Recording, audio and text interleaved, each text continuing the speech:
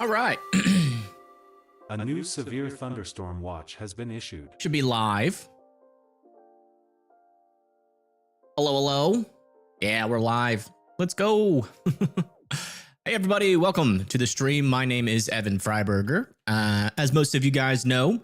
And today we're going to be covering severe weather today. As you can see, we do have a little bit of an enhanced risk out over here for Omaha, Sioux City, Norfolk, Vermilion, Fort Dodge, that is in parts of Iowa, Nebraska, also into South Dakota. We've got a slight risk extending from Davenport, Cedar Rapids, Waterloo, Sioux Falls.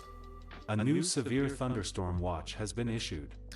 Grand Island, Lincoln, and Dodge City are all in that slight risk there. We got a marginal risk extending from New Mexico all the way up into Illinois, back over to Wisconsin and up to South Dakota. A new severe thunderstorm watch has been issued. And then back over here, we also have a slight risk over near Montpelier, Burlington, Plattsburgh, St. Albans, Newport, and Castleton. And then further down to the south, we have a marginal risk as well down here in the southeast for Georgia, South Carolina, and North Carolina, where we have a couple of little shots of thunderstorms going on out over there. Currently, what we have ongoing on radars, we have storms trying to develop over here near O'Neill. We're kind of dealing with a little bit of a capping inversion, but we are expecting that to slowly erode as we go throughout the day. If we look over on satellite to our visible satellite, let's do that really quick. You can see that it is a little bit cloudy out there, but there are some breaking in the clouds starting to happen, especially back over here near Broken Bow. And that's kind of where we're expecting some of our worst storms to get started. Hello, hello.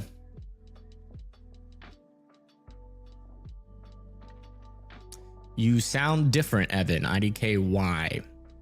The mic just sounds better, I think. That should be all that's different.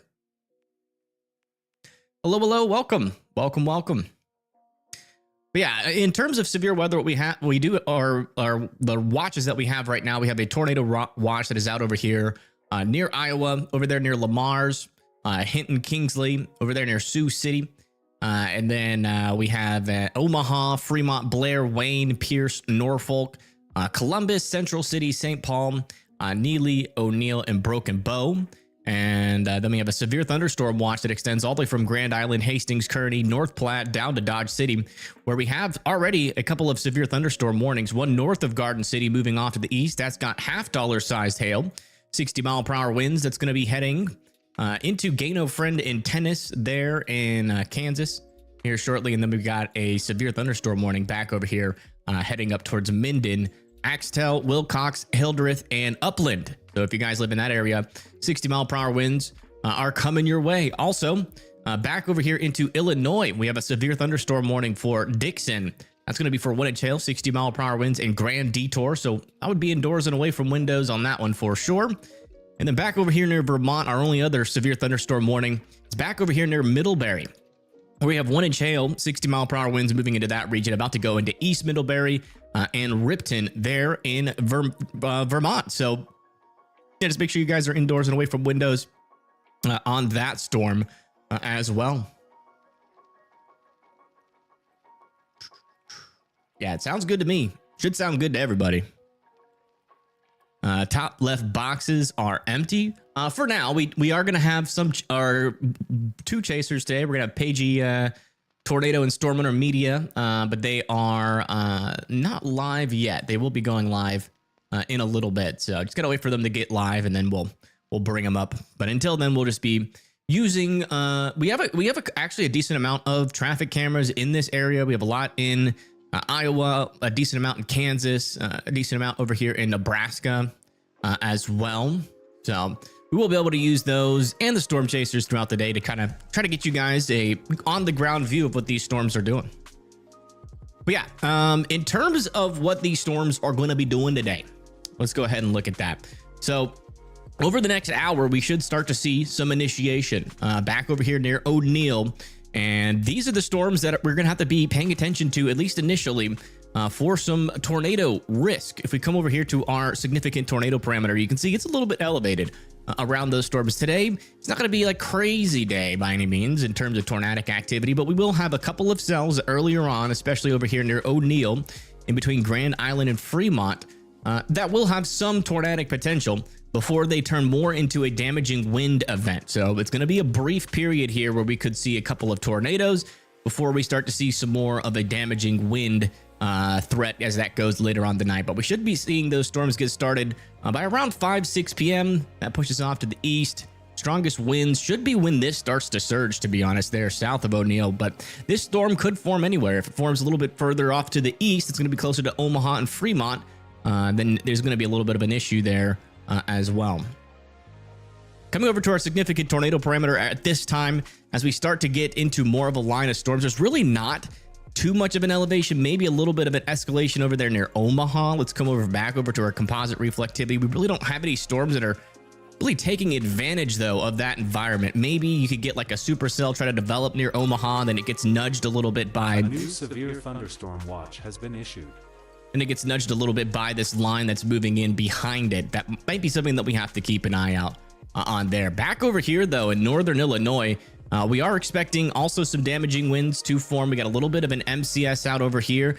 Cannot completely rule out a spin-up tornado back out over in this area as well. You can see don't really have super elevated significant tornado parameter, but there is a little bit of a boundary really from Cedar Rapids to Davenport. If we get any storms latching onto that, we might see a tornado. But I would say the main threat out over there is going to be damaging winds through an MCS most likely. But back out everywhere else, I mean, we're just talking about a couple of pop-up thunderstorms that are going to have some potential for some severe weather throughout the day before, as we go in the nighttime hours, into the early morning hours, you know, the daylight heating starts to go away and those storms start to fall apart. But you can see out over here near like Georgia, South Carolina, North Carolina, there are some, you know, opportunities for some severe weather throughout the day. It's just going to be hit or miss. It's not really like a large scale system. We're not really talking about a line of storms. So, you know, I would say probably Columbia's probably going to get some thunder, some lightning, some maybe severe weather, and maybe close to like Greensboro. Charlotte could see some severe weather there as well. Everybody else in the light green's probably going to be seeing just general thunderstorms. So nothing to really worry about with that. So it'll be interesting to see how these storms do over here, because again, there is a tornadic environment up here, but there's going to be a lot of upscaling pretty quickly. So if these storms cluster up too much, we just might not see much of a tornado threat at all. And it might be just mainly a damaging wind threat. But if any of these storms can stay discreet, maybe latch onto a boundary left over by this storm that came through earlier, like yesterday, then, you know, there is a brief moment for a tornado, and maybe even a strong tornado if these storms can do just the right thing. So that's why we're live today, just to kind of monitor that potential. So if you live anywhere out in front of these storms, you know, especially over there near Omaha, Vermilion, just to the west of Des Moines, I would certainly be ready to go and just be paying attention to the weather today. That's what we're looking at right now. And you can see there's actually some storms really starting to build back over here near the O'Neill area. That's not exactly where they should be firing, though. It's a little bit further to the east. We do have a little bit of a capping inversion or some cooler air at the surface right now, kind of in this area, which is in the process of kind of withering away slowly as the daylight heating gets a little bit more intense. Hello, welcome. We had pea-sized hail and it rained hard in Vermont. There was no visibility for a while. Oh, wow. Yeah, there's been a couple of storms over there in Vermont. This one in particular over there near Middlebury, though, 1-inch hail, 60-mile-per-hour wind potential with that storm. Any storms going to hit Indianapolis or Michigan? Yeah, bring up our models. There is some thunderstorm chances. Yeah, it looks like it's going to stay north of Indianapolis, but maybe some thunderstorm chances over there near like very southern Michigan, and maybe like overnight into tomorrow morning could see that severe weather threat spread off to the east on the next day, I think. Let me check our day 2 severe weather outlook. Yeah, so going into tomorrow, let me take a different model run here so we can go further out into the future. Yeah, so all these storms happen, then they kind of die off. And then as we go into the next day, this is going to be on Thursday, we could have another little wave of some thunderstorms come through. Looks like it's going to mainly be damaging winds. But as we get into the next day, we're gonna see pretty much this entire area, this little area of low pressure.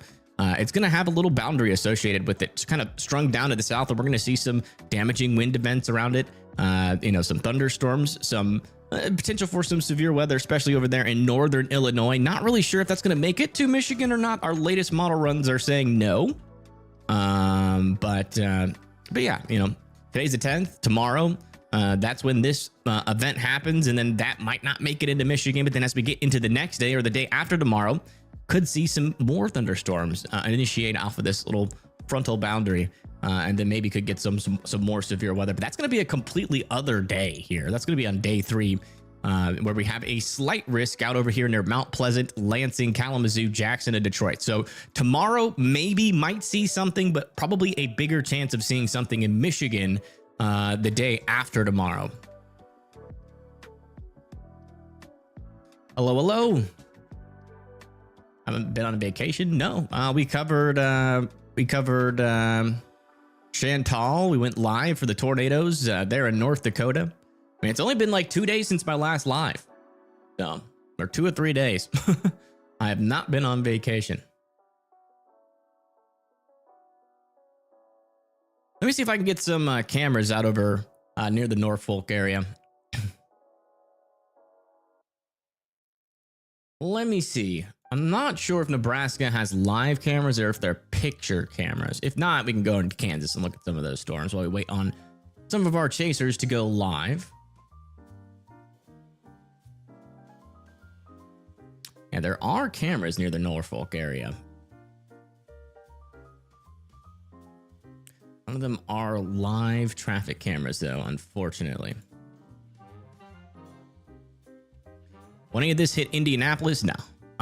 Well, not today's event. But you could. I think your best chance for severe weather for Indianapolis is probably going to be the day after tomorrow, depending on just how far south this frontal boundary initiates. You can see you are in a marginal risk for the day after tomorrow, so some severe weather will be possible. Not really expecting anything too crazy. If we come over to our significant tornado parameter, you can see it's the highest up there, closer to where our center of low pressure is going to be. So we'll have a little bit of shear up there. Might see some water spouts try to make it onto land there. But further down to the south, there's really not much. So probably just some damaging winds, maybe some hail for Illinois going into Indiana. And again, that's going to be on the 12th. Most likely late afternoon in Indiana. Hello, welcome. Anything happened in the Memphis area? If it is in 4K today, yes, we got a 4K camera. We got a new camera, got a new computer, new everything, except for the mic. And we got a chassis cam.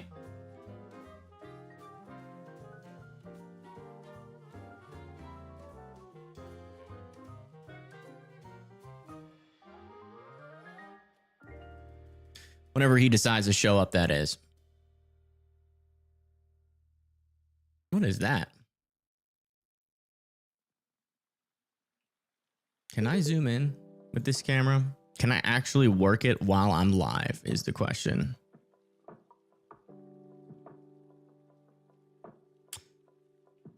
Not that. Yeah, that one. He's not there right now, but when he goes sits in his favorite spot, underneath my chair, that's usually where he's sitting. But we do got a chassis cam. You got me on a big old screen. That's pretty cool. How big? Who is Chazzy? It's my dog. I should have said it's like a child, like a real child. It's my child. It comes into my room every now and then while I'm streaming and neglecting it and sits underneath my chair.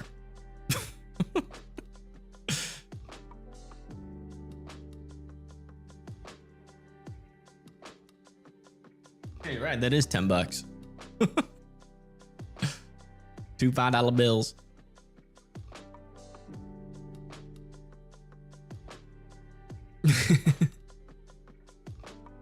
Floor money, yeah.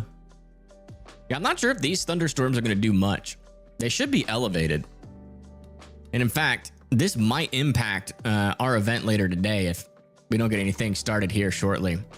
As there is a little bit of a surface inversion out here. If we come over to our meso scale analysis, this is what we're kind of looking at right now. We do have some decent instability out over there, but as you can see, those storms are firing in a little bit of a capped environment. And it doesn't, you know, we're not really forecasting for that capping to really go away, it seems like, at least according to the latest RAP analysis. So, you know, we definitely going to need more storms to maybe fire a little bit further to the west. Although even in a capped environment, you can sometimes still get, you know, a storm to fire and try to do something, especially if we have enough, you know, SRH out there. We have a decent area of 3 Cape intercepting or overlapping, sorry, some vorticity, and that's going to be coming up into this area soon. So a little tiny opportunity here for a tornado. And in fact, the SPC, if we come back over to here, has put a 5% tornado risk out over here for that reason. So it's not like a super volatile tornadic environment by any means, but we could see potentially a couple of tornadoes. But the thing is, if anything goes wrong here initially, like if we get too much over convection too early, it's kind of a fickle environment. It's not going to be something that can overcome that easy. It's a pretty small scale system, not a whole lot of wind shear. So if things just get unfavorable, this will likely just be a damaging wind event. But we could see some significant winds, you know, 75 miles per hour and above. Don't get me wrong, but in terms of tornadoes. In Dixon, is that in Illinois? Yeah. Let me check. Yeah, I'm not sure if that's any rotation or not. I need to be able to see it with my eyes, and unfortunately, Illinois not only has no storm chasers in it right now, I don't think there's no traffic cameras in Illinois that are live, or any picture cameras, at least that I've been able to find. This could be like a very low precipitation mesocyclone, maybe. But it's hard to take that seriously without precipitation wrapping around it. The correlation coefficient, yeah. I mean, you could technically call that some rotation there, but that could also just be a bunch of contamination. But if this thing is truly like extended and maybe got just like a really low precipitation mesocyclone, that could actually be like an area of legitimate rotation. Something to keep an eye on, maybe. Illinois needs some rain. Yeah, I mean, what happened? What happened to you guys? We were covering you guys like every single day. Then all of a sudden, like, we haven't talked about your state in like a year, it feels like.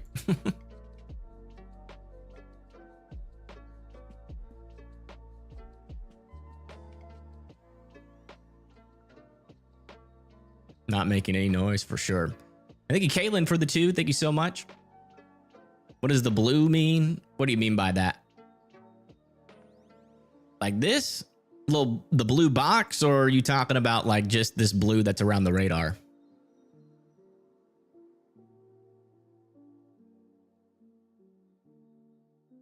And I still got this little thunderstorm heading up towards Minden. Let's see if we can get an eye on this storm near Dodge City. I bet you that's got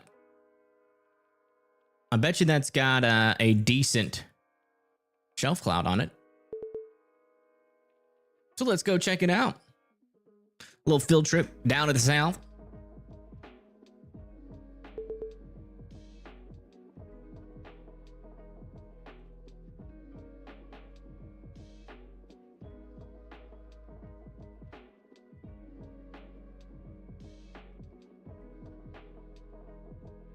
Camera right here. Can't quite see the storm though.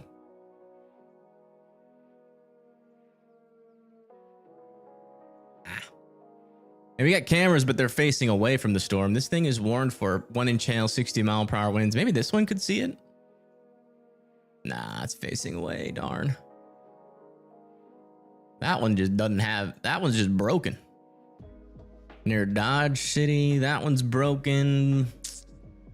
Bummer. I mean, we can watch the storm come through Garden City. See if it's bad.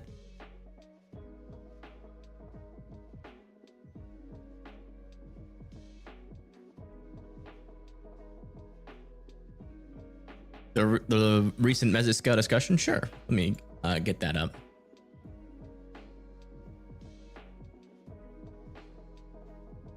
Let me see if I can find it.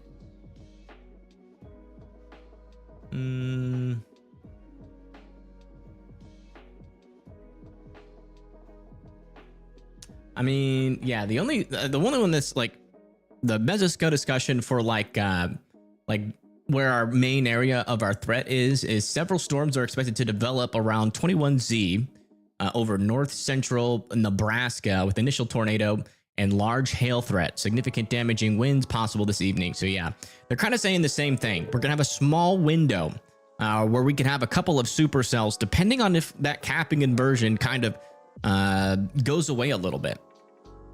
But it is a conditional threat. We are seeing a lot of little cells trying to develop over here, but the main question is, you know, with that capping inversion that is really out in this area right now, you know, can we get storms to fire further off to the west and tap into that environment or not?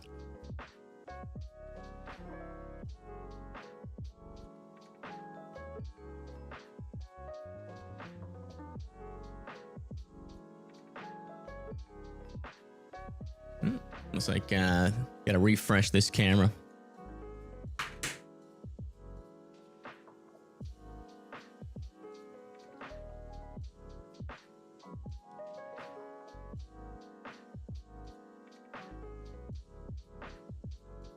What about the Des Moines area? Later on for Des Moines, we are expecting some chances for tornadoes, but I think by the time the storms get to you guys in Des Moines, they're probably going to be more of a damaging wind threat than a tornado threat. There could be like a small chance still for like a spin up tornado, but once this thing goes outflow dominant, that's going to be pretty much it for the tornado threat. We could have a couple of storms to your west that have tornado potential, but it's looking mainly like a damaging wind threat for the Des Moines area as we go into about 1 to 2 a.m. So it's going to be a pretty long time before that actually comes through your area.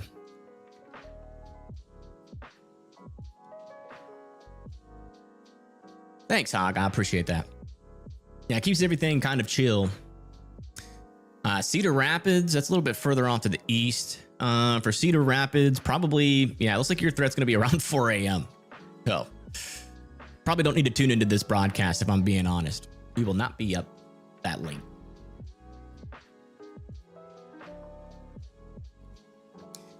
Could I do Reedsville, Georgia, and go over flood chances? Sure. I think Reedsville is like down over here, is it not? You've asked me a question about your area a couple of times before. Reedsville,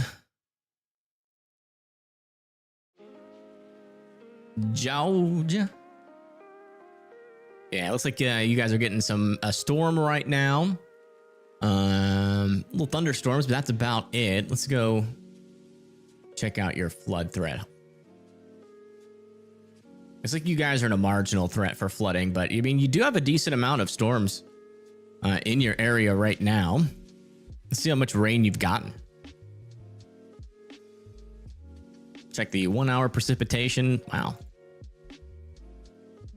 I mean, these storms are producing 1 to 2 inches per hour. So definitely a flood, some flood potential down there. Let's see the total accumulation.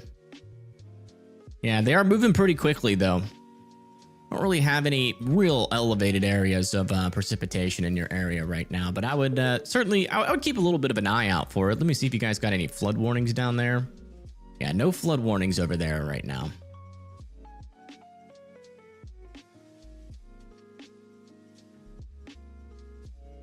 Why so much flooding in the Southwest? Just, you know, not a whole lot of flow. You know, if we like zoom out here, we'll go over to our satellite to kind of illustrate a little bit what I'm talking about. So if we put this in motion here, you can see, and this has been the case for like the past 2 months, most of our systems, like our actual low pressure systems and where we actually see flow, has been relegated to mainly the northern United States. So that's where your winds are going aloft. And, you know, when we're in a little bit cooler months, we get bigger shots of cold air, which brings our low pressures a lot closer to the south. And then that shoots them up into like this area. When that happens, your flow is relegated further to the south, so it's harder to get big time flood events as you know, as you don't have this flow. But like in April and May, we have that flow aloft, and that moves storms pretty quickly. I mean, we can get storm motions of up to like 60 to 70 miles per hour sometimes during tornado season. But when these low pressure systems are mainly forming further off to the north and our flow is way up here in Canada, you know, you can get a storm fire down here. There's not going to be a whole lot of things to move it, right? So it's just going to be kind of, the only thing that's kind of controlling it is the environment that it creates for itself. And so you have a lot slower moving storms when that happens. And that's why the flooding events always pick up during, you know, usually the June or July month, where you get a lot more slower moving storms. And no problem, Jana.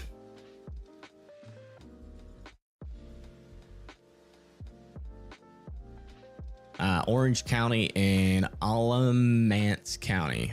Let me see. Orange County.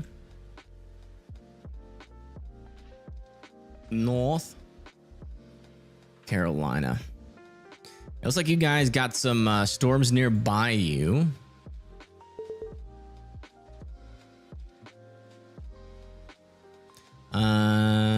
Switch over to radar. Yeah, not seeing any rotation in there. 40 mile per hour winds though could be possible, so it might get a little bit gusty. But heading into like Green Level, Grand, and Swepsonville, but I think there is a chance that these could become severe. Yeah, there's a chance these could become severe, so I would keep an eye on them. But as of right now, there are not at severe capabilities.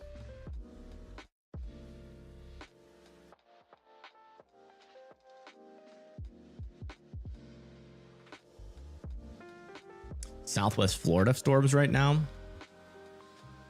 Yeah, we got a couple of severe thunderstorm warnings back over here in Florida. One over here just to the east of Naples. Yeah, storms can get pretty tall down here. I've noticed that. Oh, wow. Yeah. Yeah, 50,000 feet on that one. 52,000 feet on that one near Arcadia. 54,000. Wow. Yeah, we got some big old bubbling thunderstorms down here. No rotation on these guys. Not expecting really anything other than honestly, I don't even think this area is in a severe risk. Yeah, it's not. So technically wasn't expecting much of a severe weather threat today, but it looks like we're gonna get one near Port St. Lucie.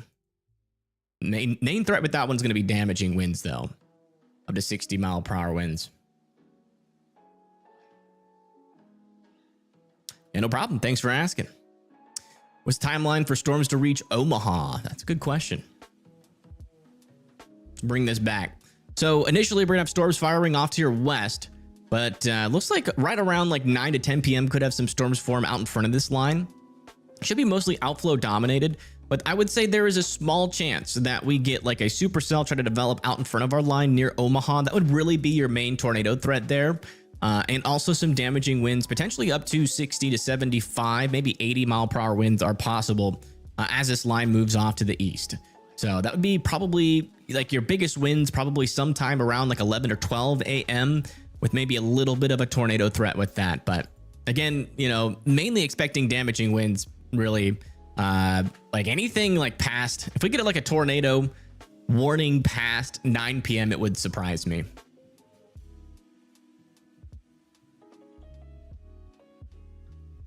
They said you couldn't find Illinois cams. They were wrong. You found Illinois cams? Like traffic cams?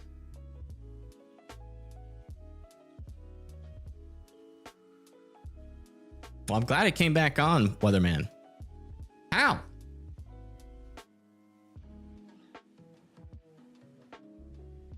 Post a link in Discord. Post a link in the general chat in Discord of that. I need to see that because I did not. I've looked quite a while and never been able to find it. Where am I? I'm in northern Alabama.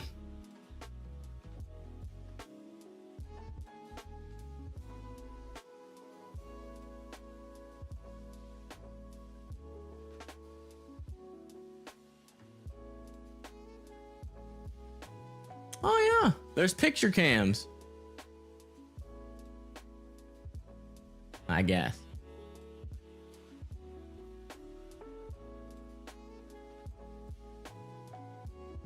Man, this website is annoying, though, I will say. Yeah, there are picture cams, apparently. That's cool. Thanks for letting me know. Good afternoon, good afternoon. Welcome, welcome.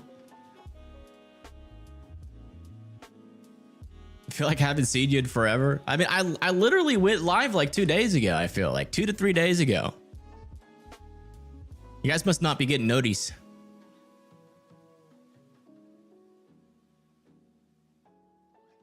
Yeah, I wanted to wear my hat forward, but it makes my camera, like do like a weird color or like weird,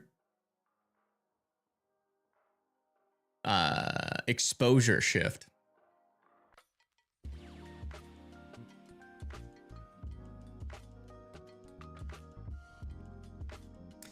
Thank you, Caitlin. I appreciate that.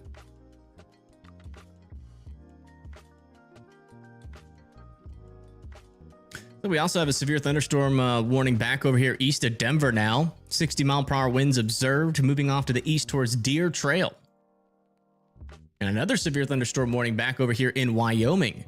For Winter Hail, 60-mile-per-hour winds. There's no cities to call out there, though. And it does kind of seem like our storms are getting quite clustered out here. It is becoming quite a cluster muck out here. Yeah, no rotation. A lot of these storms seem elevated at the moment. I don't know. This might play a substantial role in keeping our tornado threat a little bit lower, but really, I mean, it's still, all it takes is one cell to form just back over here. And it's game time. Let me see if Storm Runner Media ever went live.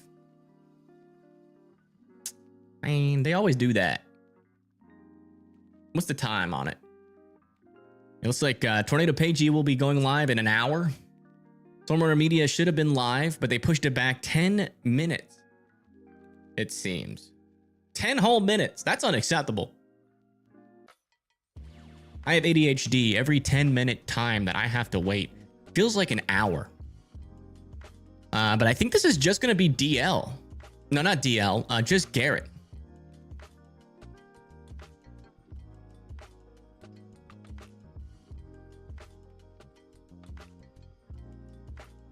Yeah, Storm Runner Media is just Garrett now. Yeah. They should be live in 7 minutes, and then we'll have Tornado Pagey live by 5. Let's go back over to this camera. See what's happening with this Kansas storm.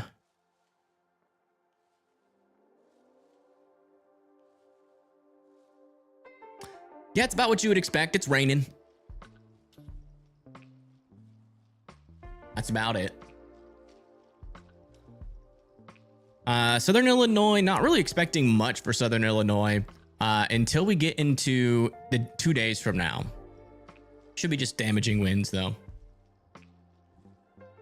What do I think about the people sabotaging radar? I think they should be in jail. Like, are they not getting thrown into jail?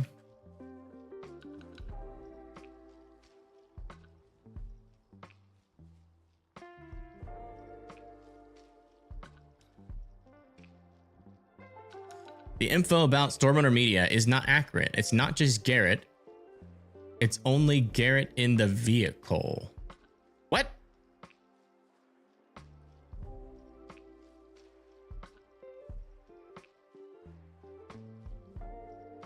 I can't tell if that's a joke.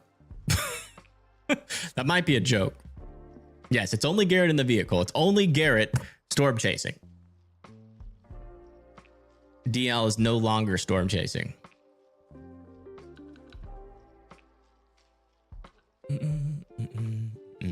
Hey, Blondie, nice to see you.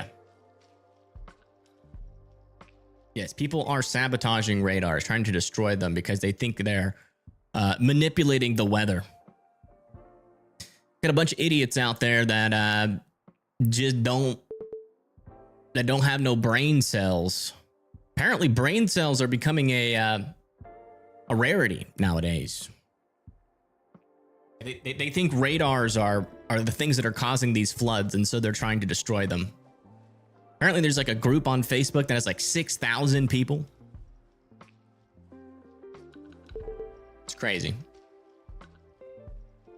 Oh, a little bit of wind on this camera.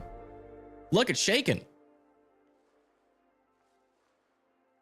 One of these days, we're going to think there's wind on a camera, but it's really just picking up an earthquake. People can be so stupid. Yeah. I mean, that's beyond stupid, though.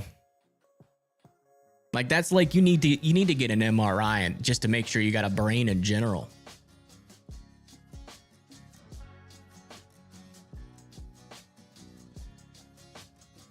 Like, what are we gonna have to do? Form like start hiring. That's the thing. It's like, how do you protect them? Like, they won't even allow the NWS offices to be fully staffed, let alone have bodyguards.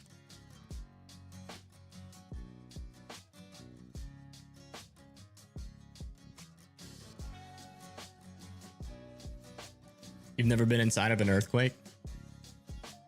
I've been on top of one, never inside one myself.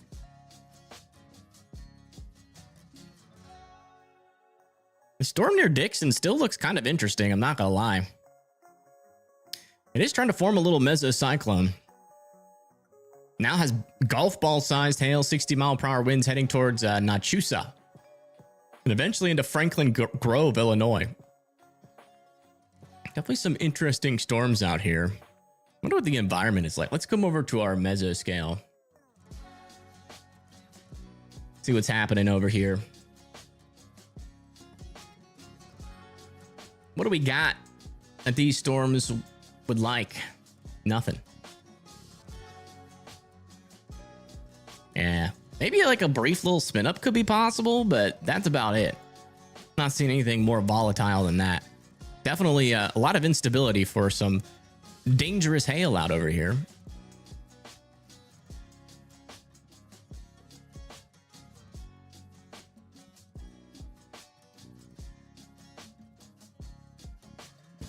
Is a serious conversation. NWS is not staffed just fine. Now that is a lie.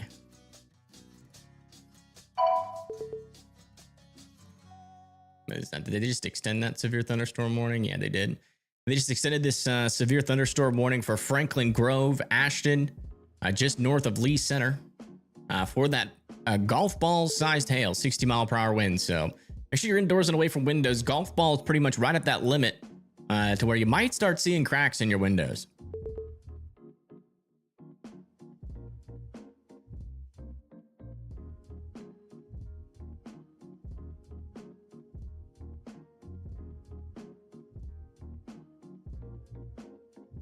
Go back to the composite radar.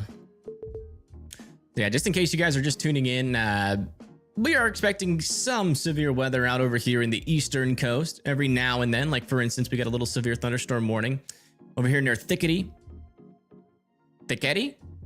and Macedonia. And every now and then we're going to be seeing that happen in the southeast over there. And then every now and then maybe some severe weather back over into southern Florida. And then we've got a couple of severe thunderstorm warnings over here in New York as well. One's heading into Springwater, mainly with some 60-mile-per-hour winds. Maybe a couple instances of some quarter-sized hail cannot be ruled out with that. And then also back up here into Vermont, we could have a couple of severe thunderstorms. One's over here near Stowe and Morrison. Another one's over here near Salisbury. This one actually has a little bit of rotation on it. Not super strong, but I have to keep an eye out on that.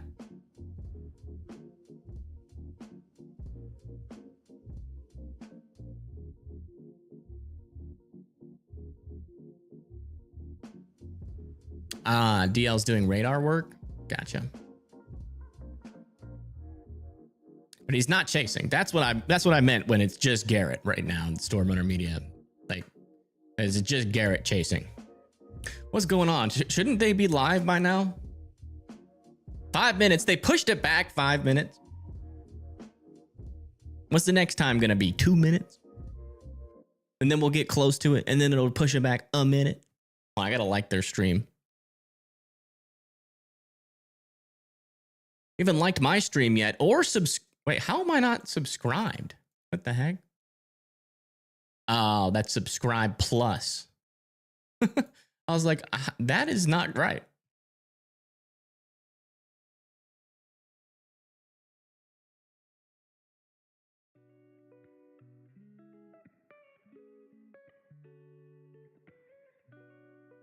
Cedar Rapids is like 4 a.m. So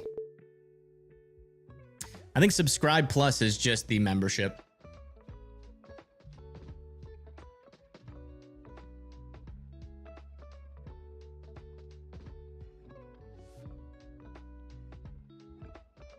Near Naples. Wouldn't really call it a deep hail core, but yeah, there's a little hail core. Gotta keep in mind, a lot of times in Florida, even when you see these purples, a lot of the times it's like really heavy rain. Takes a little bit more. Let me see. Let me look at the vertically integrated liquid. Yeah, I mean, definitely could be some quarter-sized hail for sure. Moving into Orange Tree near Skysail for sure. We just got some new severe warnings. Yeah, a little update on this one. Looks like they're going to be allowing this severe thunderstorm warning near Fort Pierce, Florida to expire. And then we've just gotten another little update over here. We got a couple of severe thunderstorms firing off over here in New Mexico now. One that is moving kind of in the middle of nowhere. This one over here near Roy with $half sized hail, 60-mile-per-hour winds. And then another one back over here near Sophia and Pennington. This one's got 1-inch hail, 60-mile-per-hour winds on it. Also got another little severe thunderstorm over here in the panhandle of Oklahoma and northern Texas with 1-inch hail, 60-mile-per-hour winds, heading close to the Stratford area. I deserve 30,000 viewers. Yeah, I don't know how you think that. I only have 80,000 subscribers. That would be like if like 40% of my subscribers got notifications, but they don't. I think it only sends out notifications for like 2,000 to like 2,000 of my subscribers at max.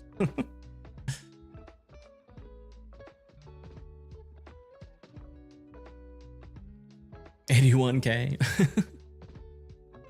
Thanks for the correction. Let's come check back over here with our main risk.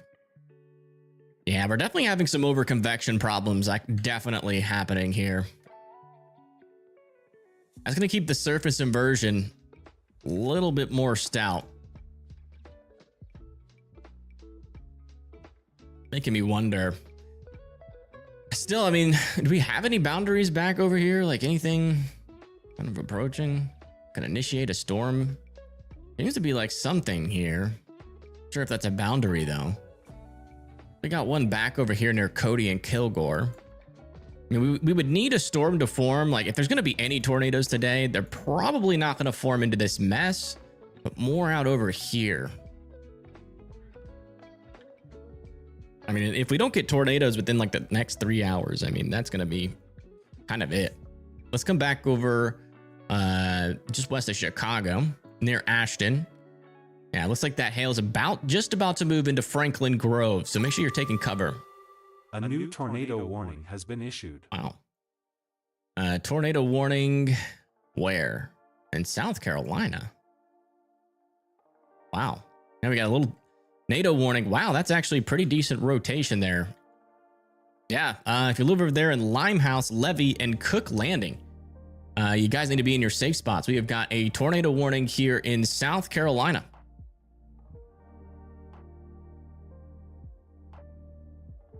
And some decent rotation on it as well. Not where we were expecting tornadic activity, but you know, it's July. You can get this kind of stuff happen. So again, if you live in Limehouse and Levy there in South Carolina, you guys need to be in your safe spot. This is like right on the South Carolina-Georgia border. I mean, that's a pretty stout area of rotation. That could be producing a tornado as we speak. Just might not be showing up on the CC yet. So again, if you live in Limehouse, Levy, Cook Landing here in South Carolina, make sure you're in your safe spots. We should maybe potentially have cameras near there. We have a lot of live cameras in South Carolina. So let me see if there's anything like in this area. just north of Savannah. There is. Let me get these up really quick.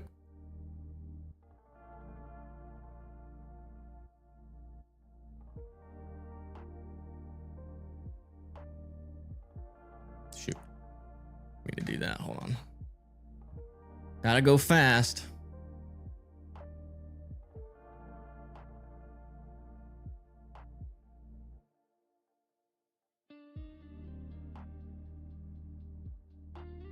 There's Savannah.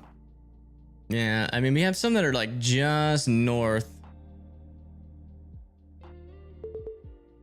This is technically, I think, in the tornado warning, but it's on like the northern portion of the NATO warning.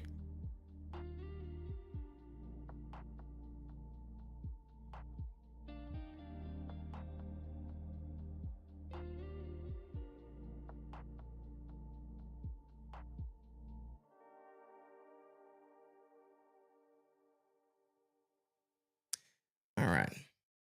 We'll keep an eye on it though. Again, let's check in on our latest scans. I mean, yeah, still a pretty potent area. Yeah, that's on the ground. I'm pretty sure. I mean, that could be on. It's not deep enough to say for certain. But there is a debris signature popping up here. This very well could be on the ground here, south of Limehouse. Right in that area. Yeah, that could be on the ground there, just south of Limehouse and Levy. Again, this is in South Carolina, just north of Savannah, Georgia. Generally, I think moving to the north. Yeah, moving to like the north and west. Right in there.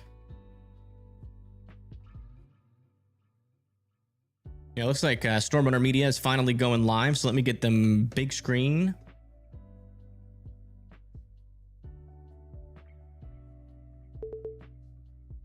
Man, they've been in some crazy storms over the years. Kind of sad to see DL go, I will say.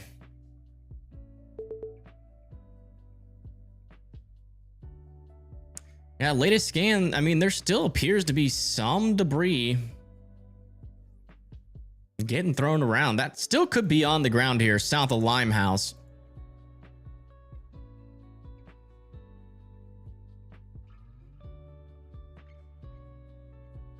What do I say? The storms need to start further west in Nebraska to get tornadoes to form. I'm trying to learn. Yeah, so like in Nebraska, we have a little bit of a surface inversion, which essentially just means that like, hey, the air around here is a little bit cooler than expected near the surface. And so we need some surface heating. And in order to get that, you know, you're typically looking for clearing out there. And as you can see, there is some clearing happening here, but when you get this rain, some scattered rain to happen out over in this area, that's going to keep the surface cooler than it is aloft. And so we would need to see some sort of convection potentially further back over here, in my opinion, to really get much of a, you know, tornado threat. I mean, these storms over here might try to rotate eventually, but it is a lot lower confidence when you don't really have too big of a, or too strong of a tornadic environment, and then also you are lacking a lot of surface heating.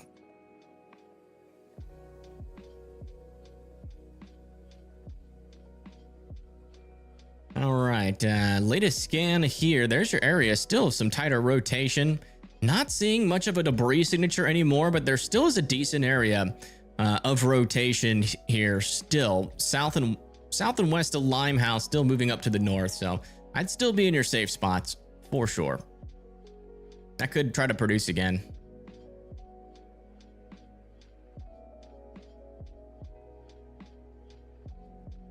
Did we always have this nice music? No.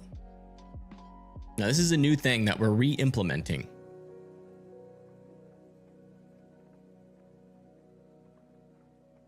Let me check in on that, Brandy.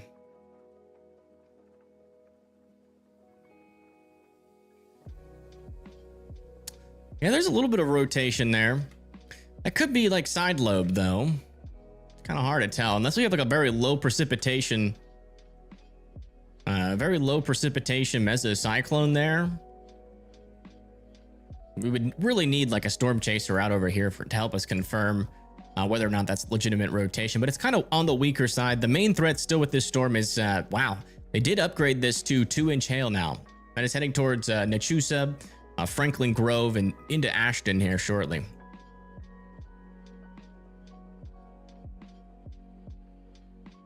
Very leak low. Yeah, we're mainly you know, relying on boundary interactions up there. Yeah, latest scan on our tornado warned storm. Still have a decent area of rotation here south and east of Limehouse. We are noticing some grays pop up here, which is indicating that our rotation might be broadening out a little bit, but still a decent area of some rotation in this area. So I still wouldn't let your guard down. Kind of a weird, messy supercell. It shouldn't last for long. This is probably more of a mesoscale accident at the moment.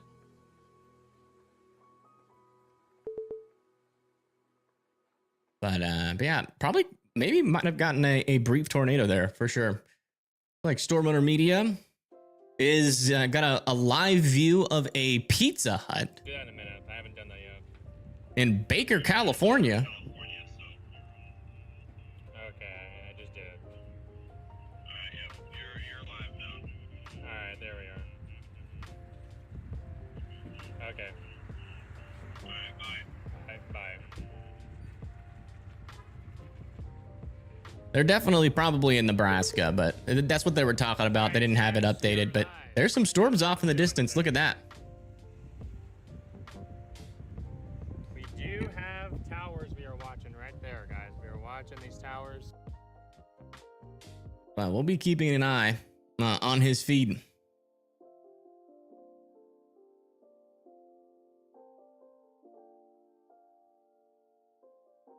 Hopefully it calms down. Yeah, hopefully so.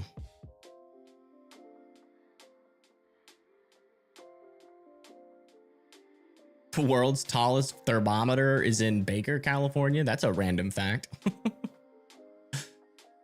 What's it looking like for Plainview? Let me see.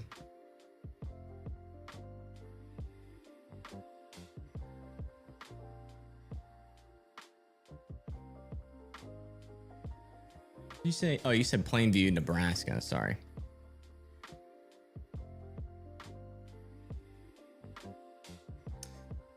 Yeah, so for Plainview, definitely some, I mean, you have a lot of storms nearby you, but it's pretty clustered out there already. So definitely questioning your tornado threat right now. But some damaging winds and some severe weather will be possible. And I would still say there's probably a minimal, but still existent tornado threat near you right now. So I would be weather aware out there. You are in a tornado watch, so worth watching out for that. All right, latest scan here. Looks like we got another new area of some tighter circulation about to move outside of our tornado warning. This circulation is pretty much moving the wrong way. It's started off going this way and it started to occlude into the storm, and now it's all the way back here. The storm has almost done a complete loop with that rotation now, but there still is rotation in our tornado warned storm here, but it's kind of crossing back into Georgia, right on the Georgia and South Carolina state line. So if you guys are out here, I would still continue to be in your safe spots near Limehouse and Levy. Who's he chasing with? Is that Freddy? Oh, it's Freddy. Like the way that the sun is trying to poke out. So. Oh yeah. So Garrett, what would you do right now? Would you go after those storms there? The storm to the north of the. Yeah. What would be the play right now? Oh, or those that's coming in from Grand Island. The Clearwater storm. I was watching the Grand Island. Excuse me. We gotta drop south there. By the way, Diana, they're giving 5 gifted memberships. Man, there's so many. See how it's already all blobby, McBlobby? No, not the blobby. We're not gonna abandon it altogether, but I think we're gonna keep Don't tell me that. Do not tell me that. coming off I think down by Grand Island is already. I don't know. I was trying to get an understanding of their thoughts on it. You know, so we just got an update here. Still radar indicated, but our area of rotation has moved out of our tornado warning. So they should reissue one, hopefully a little bit further to the south, as there still is some rotation in there. I think our main area of circulation is now back up over into Georgia. And this is heading more towards Port Wentworth than it is to Limehouse or Levy. So they really need to reissue another tornado warning polygon on this storm. Yeah, latest velocity puts the rotation there, but I think that's contamination. I think this is still our main area of circulation further off to the north there. Is that is still associated with some reflectivity. South of Mulberry Grove here in Georgia, just north of Savannah, Georgia. And if I were to guess, this thing's going to continue to be moving pretty weird. This is a pretty stationary storm. It moved like that. Now it's moving more to the south. So areas like Port Wentworth and Garden City, I'd be in your safe spots just in case this thing tries to rewrap back up. Still got a decent area of circulation there, in my opinion. Thank you, Southern Belle, for subscribing. Thank you so much.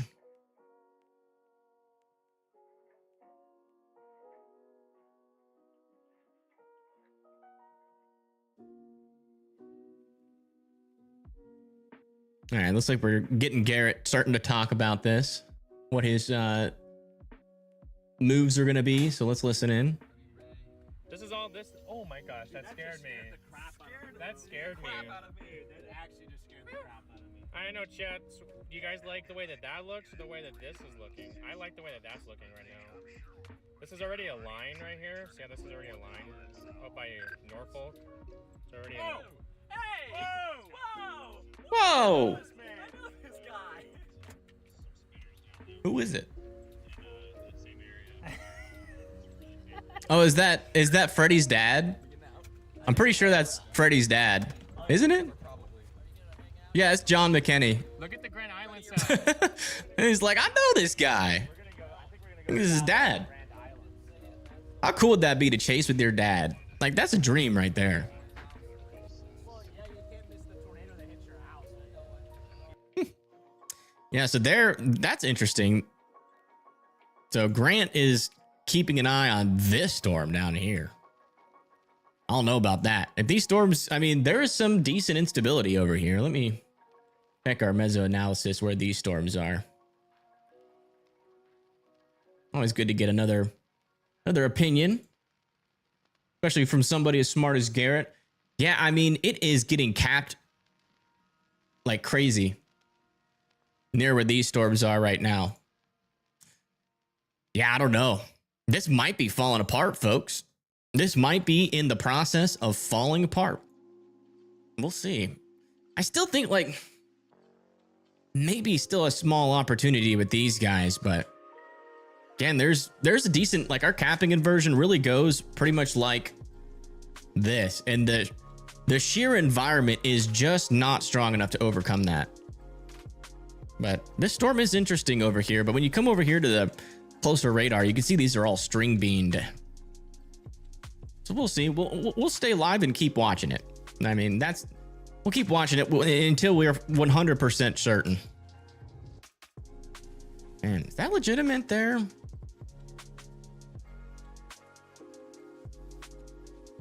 Might be. Still a decent little area of circulation there. It kind of seems side lobe contaminated right now, as that area of rotation's a little bit more into the clear air there. But I would still be in your safe spots here near Garden City in Savannah, Georgia, just in case that's something.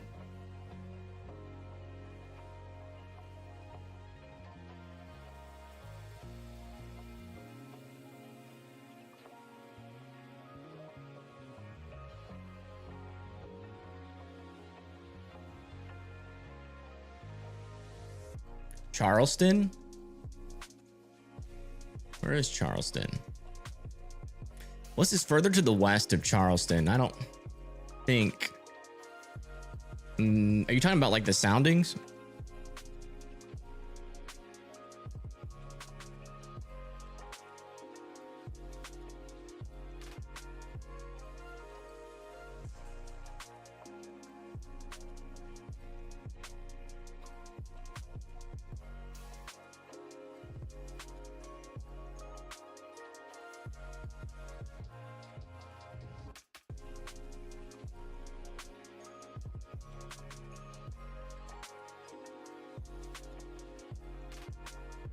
Yeah, I mean,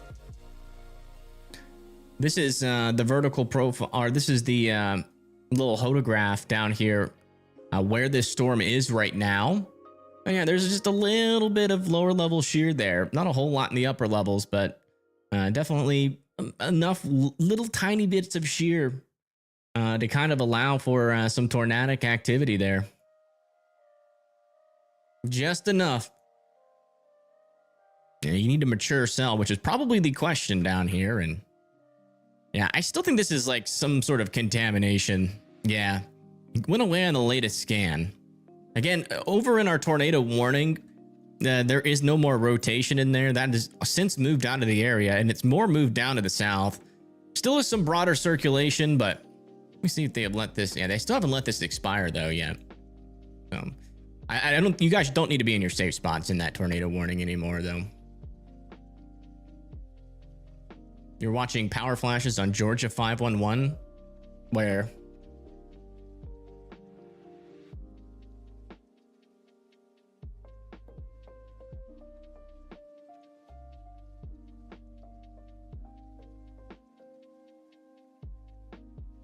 Let me see if I can. I'm guessing you're looking over there near Savannah. Paige is live. Is she really? Not yet. Not on my screen. It says 28 minutes.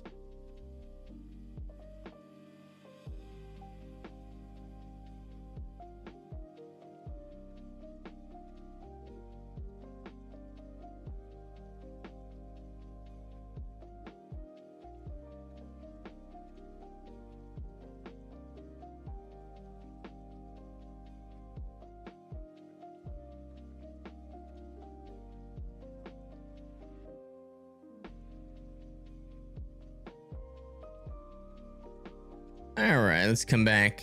Let's see if we can find these traffic cameras in Georgia. Yeah, definitely rainy and a bit windy. You can see those traffic cameras are those traffic signs or lights are moving a decent amount.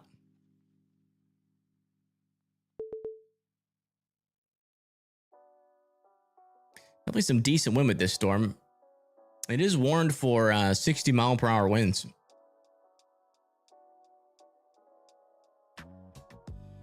Pretty sure like all of these cameras will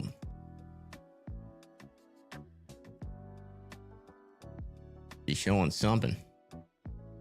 Okay, that camera's actually down there.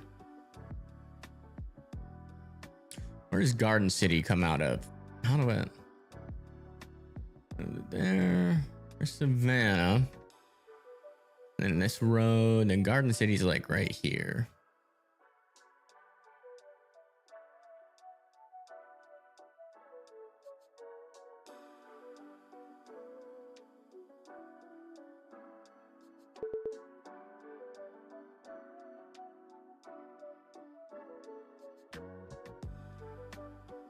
And definitely a decent amount of rain.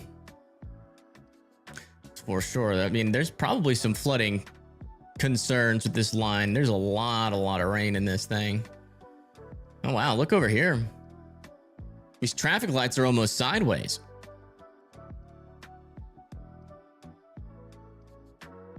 Hello, hello. Welcome back. Welcome. There's some decent winds in this storm currently. Pushing into the Garden City and Savannah area, so I'd be watching out. 60-mile-per-hour winds are definitely inside of this thing right now. Apparently, Paige is live. I gotta refresh though. Nope, she's not live.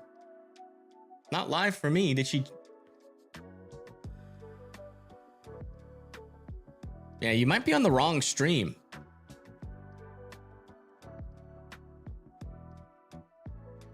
Jethro? I don't think so. I don't know.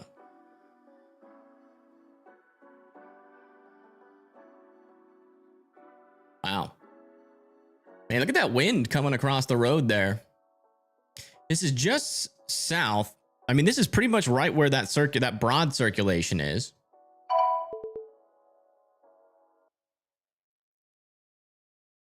Definitely not a tornado in there, though.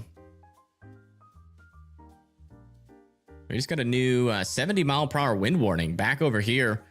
This is in New Mexico. Heading down close to Sugar City. 70-mile-per-hour winds are possible with that. Wouldn't rule out some quarter-sized hail there either. We also got a severe thunderstorm warning with this storm. 1 inch hail, 60-mile-per-hour winds heading up towards Brunswick, Plainview, and Creighton. Now, this one I think is potentially not far enough to the west. I think really anything east of O'Neill is just gonna be in some, not only be in some kind of crappy environment, but also heading into an even crappier one. What in the heck is that?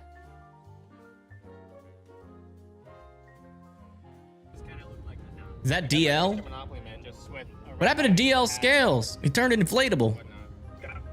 Say breaking news. Your location isn't updated. The radar is up in real time. Wait, is it still on Shelby?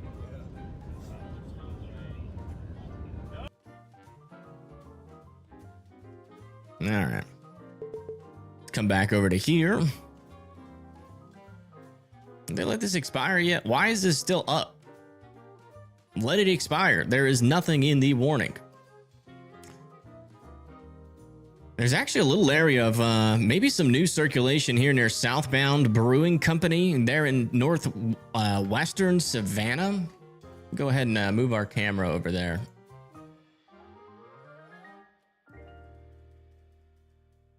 Would be like right here.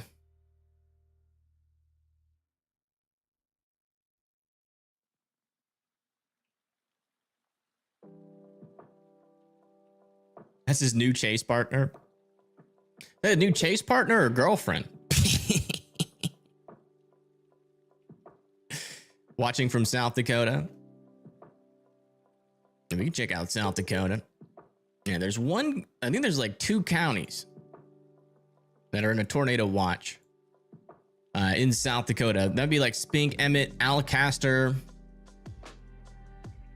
We got a slight risk over there near Sioux Falls, Salem, Tyndall, Yankton, and Vermilion. So some severe weather is definitely possible. It'll be interesting to see if that actually ends up happening, though, with all of this rain. I mean, this right here would technically be our first candidate here that we'd have to watch out for some tornadic activity. So we'll see. And then maybe these guys eventually, if Garrett is right, Garrett seems to think these storms down here might end up doing something. So either one of these two, or if we get a storm to fire here, I still think that is our sweet spot for today.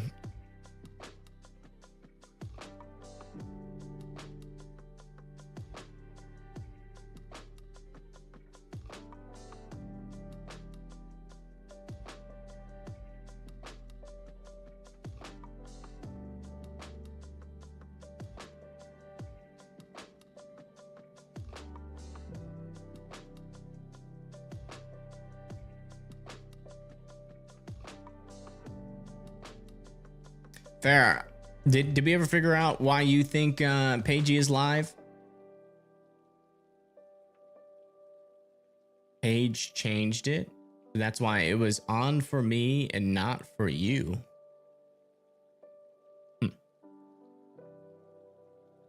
I just saw some potential lightning on this camera. This is in southeastern Georgia. Hey, David. What's up? How are you?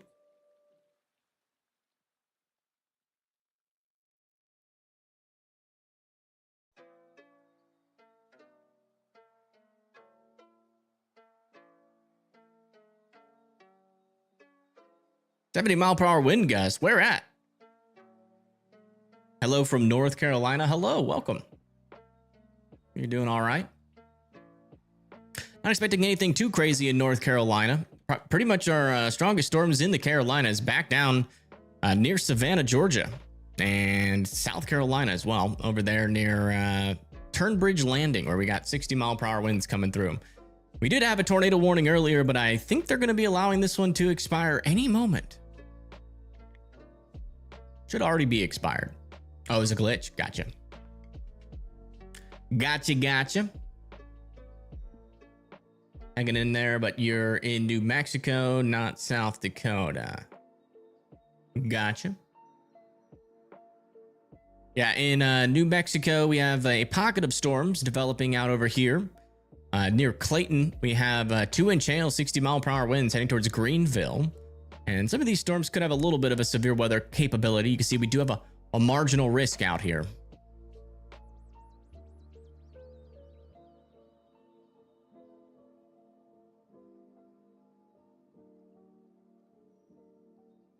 The storm's trying to turn into something down here. Even a broad area of rotation already on it. It's trying. Not sure if it can get up mature enough to really do too much, though.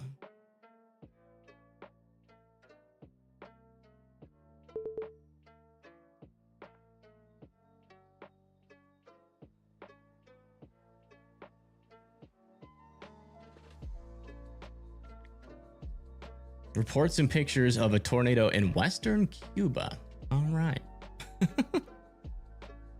Thanks for letting me know. It actually seems like this storm might just be hanging out just outside of that surface inversion. And according to our latest meso data, our surface inversion pretty much comes in to right about here. And this storm is just to the west of it, according to our latest meso analysis. So this might be a storm that we have to keep an eye on for later.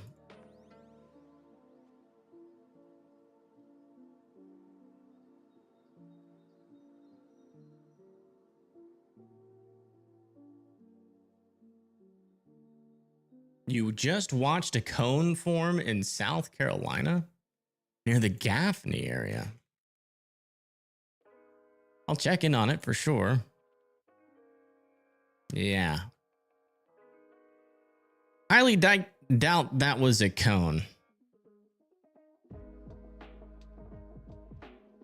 Probably was just some scud. Yeah, there we go. Tornado warning has officially expired.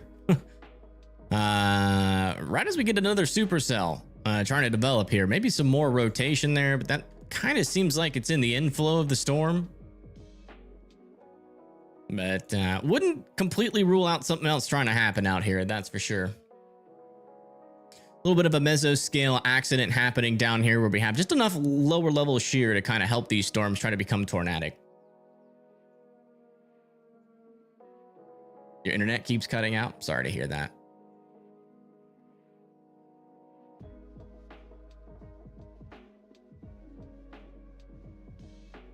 Still some decent winds down here in near Savannah, Georgia.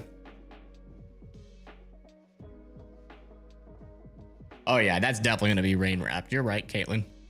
Definitely right. Is there a tornado in Statesboro? Hold on, let me do some things here real quick before we answer that question. No, there isn't a tornado in Statesboro.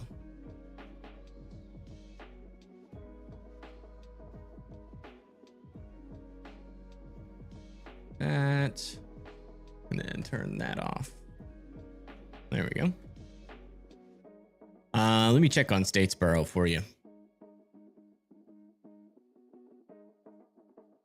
Yeah, it looks like you guys got some rain in Statesboro, but the strongest storms are to your south, more into Savannah than anything. Actually, I do want to take this camera and move it down just a tiny bit to the south and east. I want to stay on the kind of the leading edge of this storm here. Wow, some dark clouds in the distance there. Wonder if we can get like a shelf cloud view if we like come all the way back out here.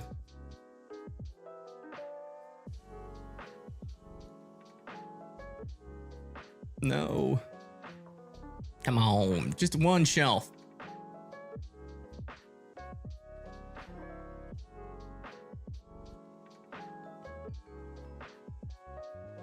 What's a man gotta do for a shelf cloud nowadays? You know what I'm saying?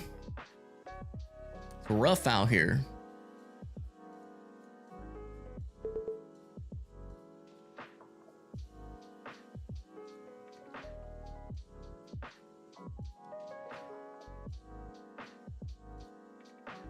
There's some trees there to monitor the winds. Not a bad camera.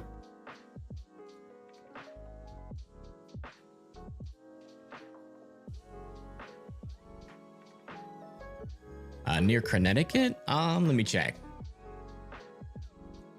I don't think. Yeah, you guys could get some thunderstorms maybe. Do have some storms forming off over here, but you guys should be dodging bullets in terms of severe weather today.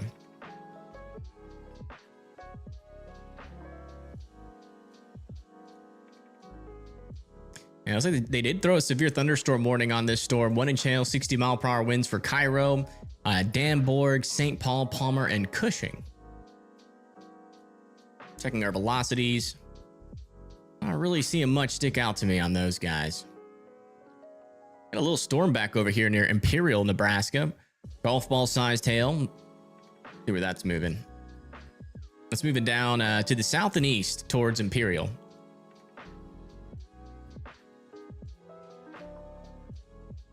Charleston might get some storms later.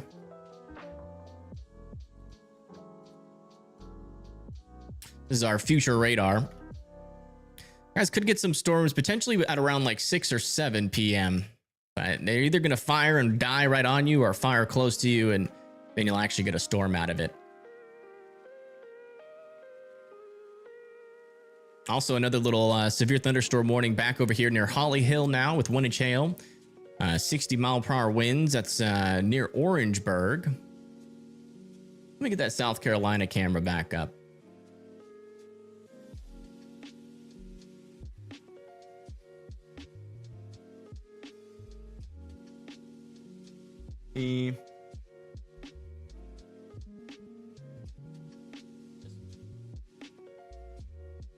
Let me try to program that really quick into my thing so we can, oops.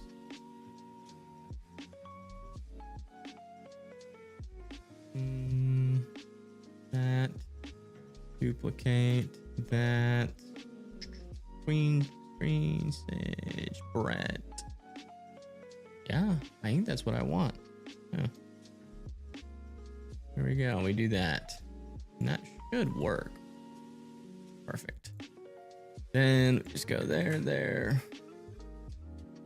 South Carolina. We'll try to get a view of this storm near Orangeburg. It'll be just south of Columbia.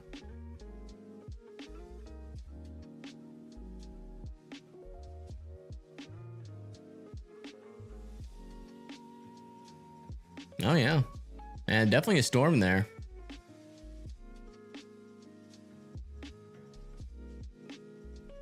On this one? Oh. What's that car doing?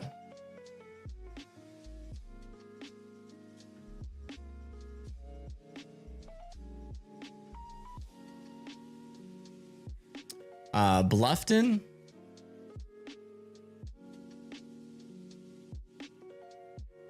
You guys got some rain nearby you, but nothing crazy happening. Could see this line of storms, though, eventually spread off to the east. So things will start to ramp up over there, potentially, in terms of heavy rain. Still got a little bit of an embedded supercell over here that we're still watching for a tornado threat. There was a tornado warning and possibly a brief tornado associated with that earlier. We tried to do that, but I think that's gonna, if anything happens with that, that'll be further down to your south.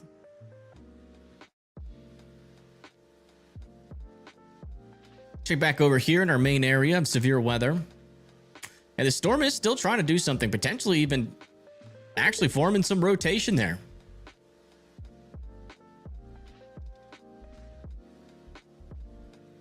You see, it is intensifying a little bit. It is just outside of that surface inversion. It really doesn't have long, but it might try to do something. I'd watch out this storm over there near Clearwater, Brunswick, and Plainview, Nebraska.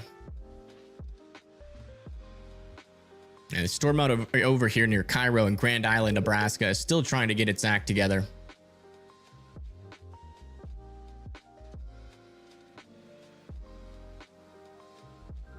Check back over here in Illinois, over in Rockford. Have a $half sized hail potential. Moving towards Poplar Grove and Timber Lane. 60-mile-per-hour winds as well. And also Rockton and Roscoe are getting rocked into right now. And this storm over here near Rochelle, it might be developing a little bit of rotation there just to the west of 12 Mile Corner. Live in 12 Mile Corner, I'd be watching out. A tornado warning might be about to happen with this storm. Kind of right on the line, and that is associated with some precipitation there. So that could actually be an area of rotation to watch out for. And we have another severe thunderstorm warning here north of Madison, Wisconsin now, heading towards DeForest and Windsor. Really any dangerous rotation on that, but some 1-inch hail is possible with that storm as that moves off to the east. Hey, thank you, Tyus and Uber Pro and Anson for subscribing. Thank you so much.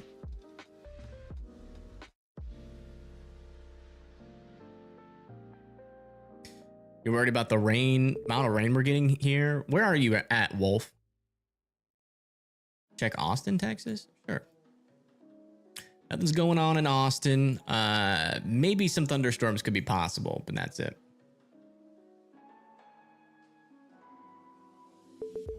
In Spartanburg? Let me see where Spartanburg is. I feel like we've covered Spartanburg before. Yeah, all the way up here. Not a whole lot. You got some thunderstorms off to your west, but that's about it. Only severe thunderstorm warning in the South Carolina area is really back over here near Orangeburg, and this is what that storm looks like right now. You can see it's got some pretty heavy rain, almost enough to stop traffic.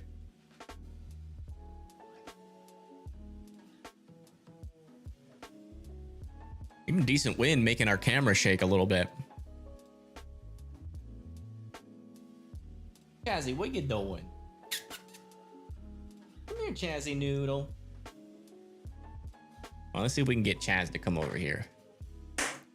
We'll test out the Chazzy cam.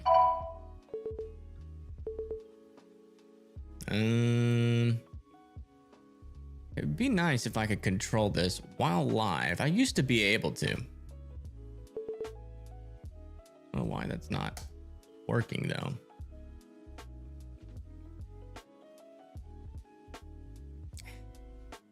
Let me try to figure that out in the background. Let me see what I can do. Doodle doodle doo. I don't know why it's not working. Into taskbar, please. Yeah, it's like I'm clicking on it, but it's not launching it. I don't know why. Maybe if I deactivate it and OBS. Oh, that didn't do anything. Looks like I'll have to control it with my hands.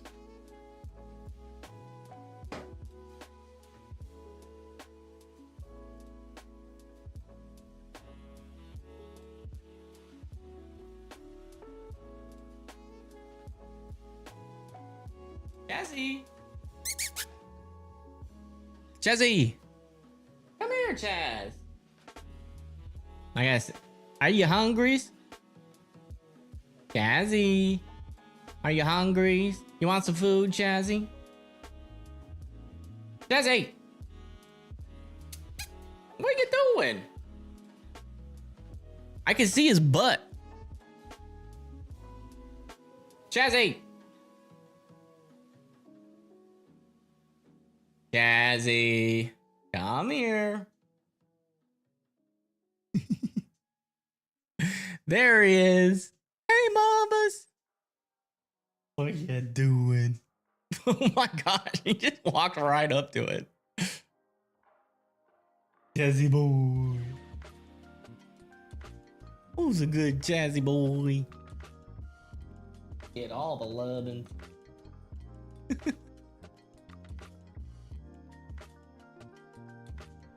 Yeah, good.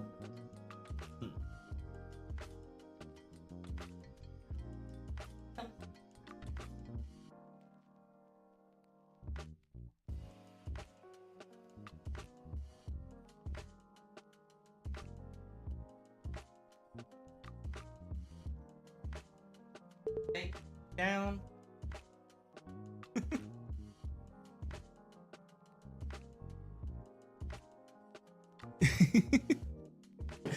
Jazzy Cam. He's a good boy.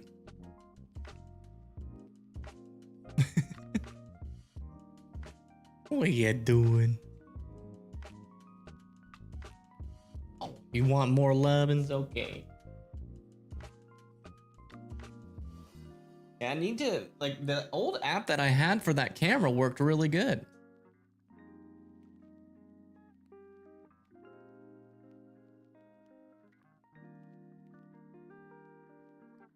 Okay. You do what you gotta do, Chaz. Oh my gosh. Jazzy, that's inappropriate.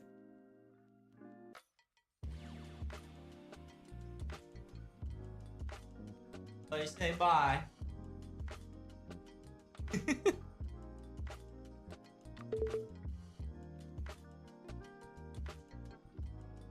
It's got some kinks that needs to be worked out. Thank you, Josh and Jersey, for subscribing. Thank you so much. Where is his tail? He's a corgi. Mixed with a corgi mixed with a chihuahua, I think, so he never had a tail to begin with. It was like this little area of rotation that completely died. It tried there for a little bit, but they did extend this severe thunderstorm warning still for some golf ball sized hail heading towards Stewart. And back over here near Roscoe and Rockford, just got a big old mess. Maybe some rotation developing now on this storm. South and east of McChesney Park. Wouldn't rule out a NATO warning with that one either.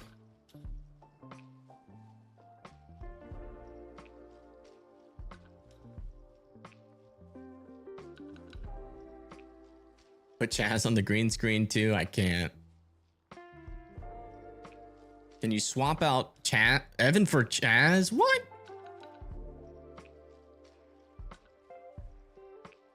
Man. Still some pretty heavy wind and rain coming into Statesboro here. Look at that car. I guess this is like, I thought that was like the middle of an intersection. Thank you, Patrick's Tractors and Trains, for becoming a member, and also thank you, Lisa, as well. And this is the current view of Savannah. Definitely some stronger winds moving through this area. There's not a whole lot of rotation on this storm right now, though. It's mainly some strong winds, 60-mile-per-hour winds moving through Taibi. I actually want to move this a little bit further to the west. Or to the east, sorry. Kind of try to keep us in the main or the strongest portion of the storm. We can find a good camera, maybe. Actually, I do kind of want to check back over here as well to see if we have any flooding happening.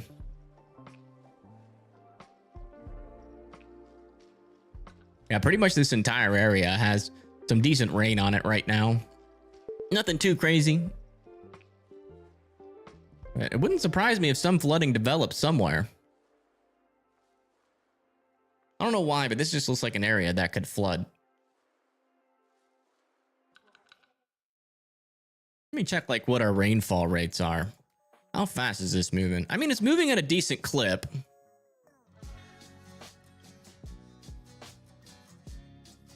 One hour accumulation. Jeez. Look at this. 4 inches an hour. They're near Rincon and Hardyville, and that's moving down towards Savannah. That is very high rainfall rates there. Yeah, we've had up to 6 inches over here near Rincon. We have any flash flood warnings down there yet? Still don't have any flash flood warnings. Is that right? Let me just make sure they're turned on.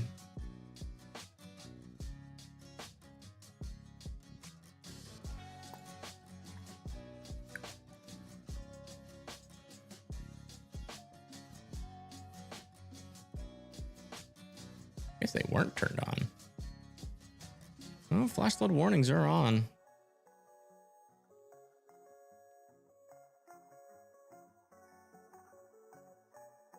Yeah, our storm-based flash flood warning is on, so yeah, I guess they haven't issued one yet.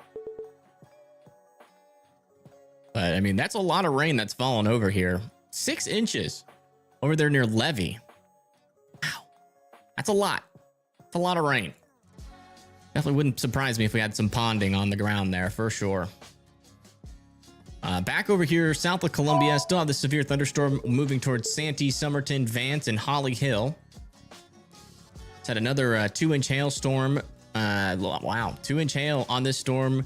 In our main risk here, heading towards Plainview, Neely, Oakdale, Tilden, and Foster. And back over here near Grand Island, I think this is where Garrett is. Yeah, Garrett and Stormrunner Media, they're out over here near Central City, I think. Is that right? Yeah, Central City. So they're looking at this little severe thunderstorm warning trying to develop further down to the south.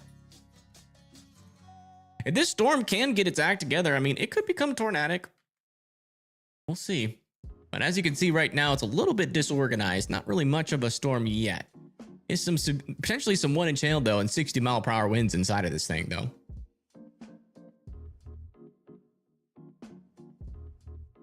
The very end camera on Tybee Island. Bethany, is that Georgia or South Carolina?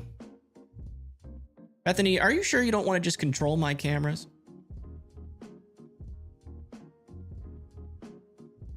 Where's Tybee Island? Oh, that's down there in Georgia. Okay, let me see if I can find that one. Seriously cool view, he said.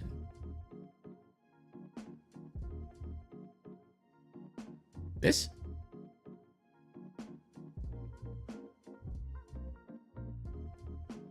Ooh, that's a cool view there. Yeah, we might be able to see some sort of shelf cloud.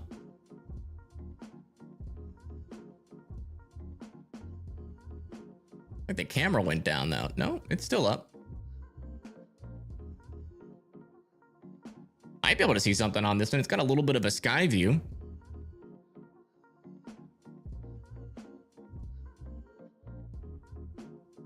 You can control cameras like you did during Chantel. Yeah, I mean, let me know if you want to do that.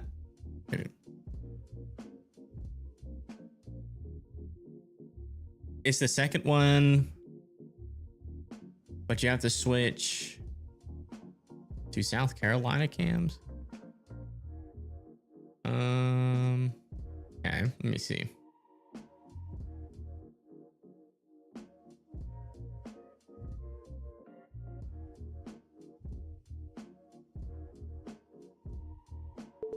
No, it doesn't really pop up on South Carolina.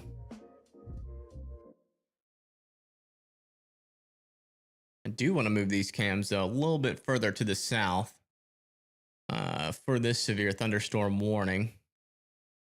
Maybe something like right here.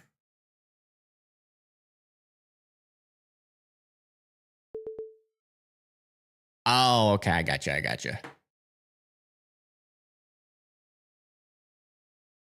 I gotcha. Thanks for letting me know. That is a pretty cool view. I agree. Like we just had another severe thunderstorm warning back over here near Osceola, Lenox, and Alpaha. 1-inch hail, 60-mile-per-hour winds moving down to the south and east there as well. Come check back up here in Vermont, where we have still some severe thunderstorm warnings out over here in the mountains of Vermont. This one's moving up to the north and east. 1-inch hail, 60-mile-per-hour winds heading towards Eden and Lowell. And this one down over here is heading down to the south and east towards Bradford, West Newbury, and Orford, there towards the border of Vermont and New Hampshire. Still have a cluster of severe weather happening back over here in Wisconsin. This one still north of Madison for the most part. About to move into Sun Prairie. They haven't issued a severe thunderstorm, though, warning for the southern portion of this storm yet, though. So I'm wondering if that's going to happen or not. Further back, down to the south, we got $half sized hail, 60-mile-per-hour winds moving off towards Caledonia, Timberlane, and Poplar Grove. This one over here, heading towards like Crystal Lake, Woodstock, and Algonquin here in Illinois. That one could eventually become severe if it can get a little bit stronger there. And then we've got still this one heading towards Paw Paw, with golf ball sized hail potential. Again, that hail's going to be pretty much right in here, south of Stewart. And then we have a little bit of some storm activity happening here a little bit earlier than was expected out over here in southeastern Iowa. Let me see what our environment's looking like out over there. Wow. There's about 4,000 joules per kilogram. A little bit of lower level shear. Actually, a little bit of surface backing near these storms. I wouldn't completely rule out a tornado threat. I don't think it's going to be very elevated, but there is some vorticity in 3 Cape. It technically wouldn't be impossible to see a tornado out of these guys. Wow, look at it from this radar. A couple of areas of rotation, but that kind of looks like side lobe contamination for the most part. Some sort of contamination for sure. They did also extend this severe thunderstorm warning off to the north and east towards Danbrog, Palmer, and St. Paul. That's going to be for 1 inch hail, 60-mile-per-hour winds. This is north of Grand Island, Nebraska. And then this storm over here, still 2 inch hail. It seems to be getting some stronger winds inside of it. Not really sure if we can rely. These are getting a lot of hail contamination out of that storm right now. And not really seeing much in terms of strong rotation, but definitely a storm still to keep an eye on. That one does just seem like, you know, it could be our storm of the day, but it also seems like these ones could be as well. But there's also a potential we just don't have a storm of the day. That is also a potential. Latest severe thunderstorm warning back over here in Wyoming. Little update on this storm. Still kind of in the middle of nowhere. $50 sized hail on that. And then Vermont, I just got a new severe thunderstorm warning back over here heading towards West Newbury. Actually, no, this is the same one. They just updated it. 1 inch hail, 60-mile-per-hour winds still. But yeah, nothing too crazy going on. Just a lot of kind of weak thunderstorms, except for the ones back over here. And I mean, there's a couple of stronger thunderstorms for sure.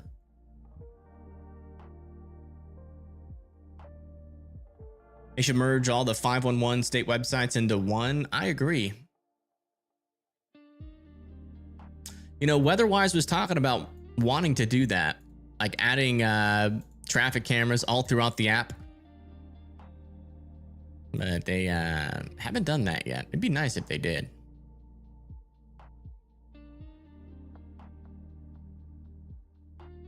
A little bit of rotation developing over here near Clearwater, but again, we are heavily hail contaminated with this storm right now. By the way, where's everybody tuning in from right now? Just curious.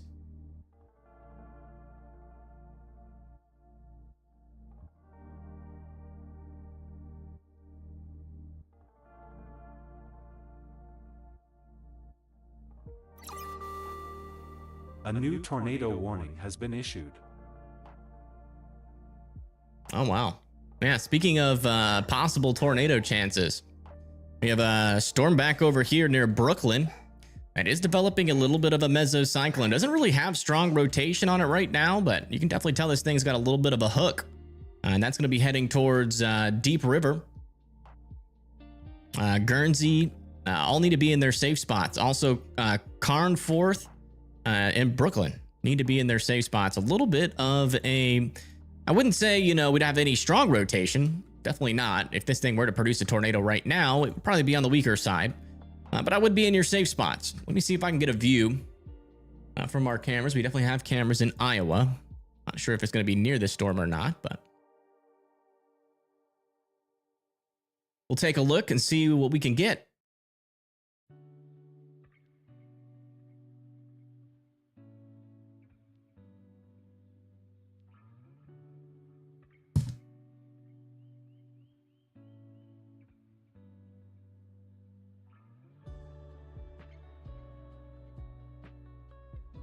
Wow, there are cameras like right next to this thing.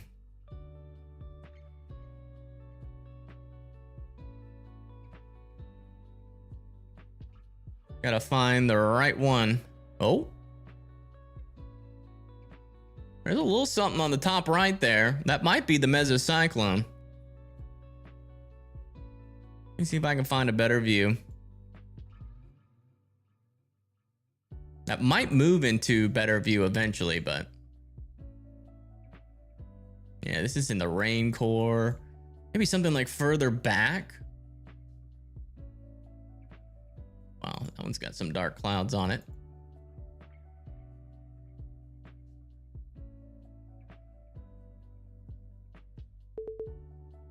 There's definitely a storm back in there, you can tell. I want to see if we can maybe see that mesocyclone. That might be the side of it there. Yeah, this is too far back.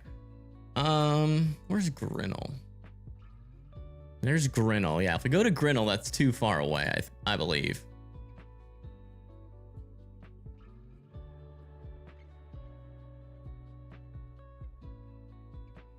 I mean, technically, Brooklyn's right here. And a tornado, if it were to form, would be like right on the road. Keep your eye out. Let me get the radar up here. I mean, our little mesocyclone, there's Brooklyn. Our camera is like right where this mesocyclone is. And this is in Iowa.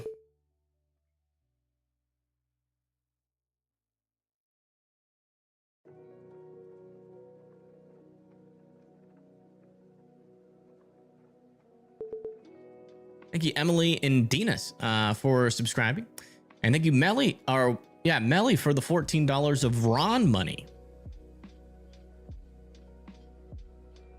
I don't want to commit to one camera for too long. I want to make sure we're on our toes. And just keep looking around, see if we can see anything.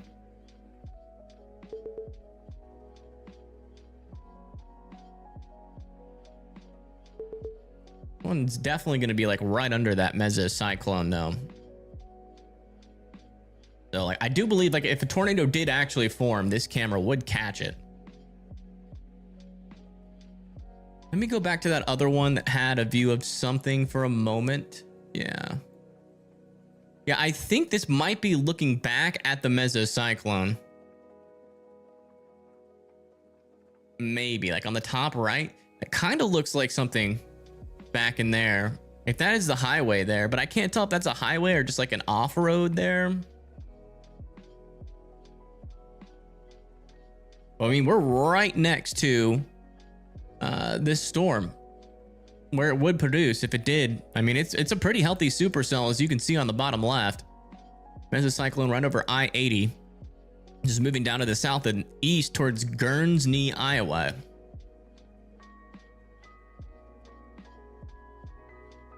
Check the velocities again on this thing.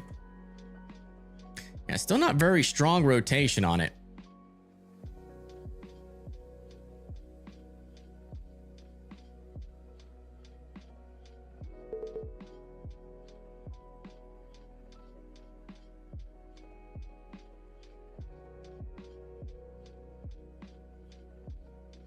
I mean, if this thing were to drop, one of these cameras, I think would capture it. We just got to make sure we're just staying cycled on these things. I mean, the mesocyclone is still generally over this portion of the road here, pretty much right where this camera is.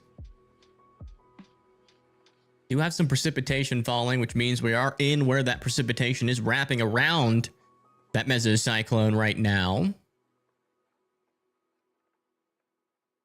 The hail on the cam. That might be hail. Those could also be like big raindrops as well. Yeah, latest radar scan has just come in here. I think my camera's going to be quite large over here. Yeah. Let me bring my camera just in case I want to turn it on.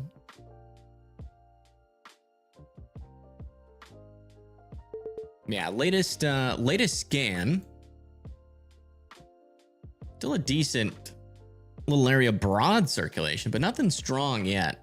I mean, this is more of just a supercell than anything. I mean, there's really not that strong of rotation on it.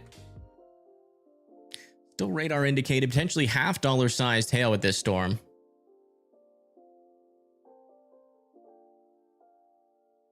Let's go cycle cameras just to make sure.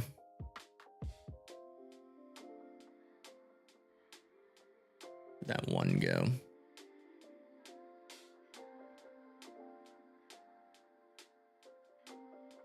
Yeah, I think that would be the area. I think that is the mesocyclone, top right of your screen. Like if tornado formed, I think this one would catch like the whole tornado.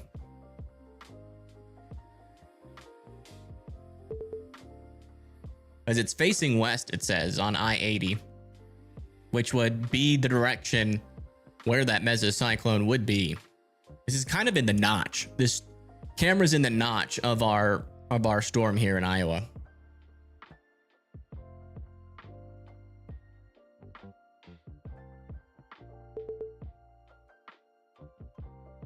Actually some rotation developing on our storm over here near Nebraska, but that could all just be hail contamination. It's kind of hard to tell there. And these storms over here near Grand Island, Nebraska, we're still keeping an eye on them.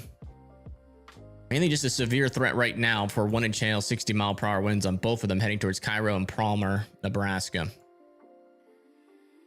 It's like all of our severe thunderstorm warnings in Wisconsin have been allowed to expire. And our latest scan on this guy, maybe a little bit more rotation there. Still not that strong of rotation. Still no surprise debris signatures.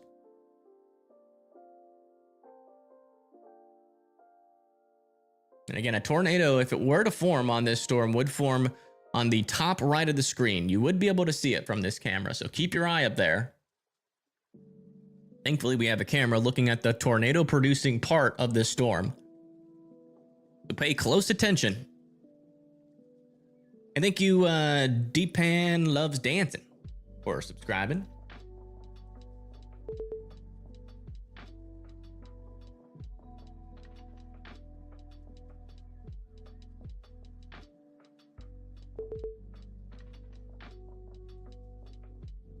Oh, so we got to refresh our camera. There we go. Yeah, it could very well be some hail that we're seeing falling on the camera now as well.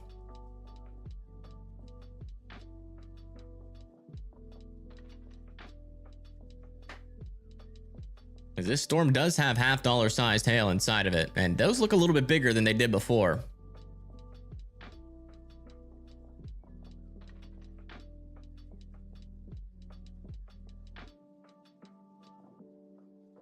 Yeah, and on the big screen here, if you're just now tuning in, we have a tornado warning on this storm right here, south of Brooklyn, pushing down towards Guernsey, I think, and Deep River. Still need to be in their safe spots. This rotation is south of Brooklyn now. Also, we have a couple of areas of rotation further off to the east, like back over here near Hayesville as well.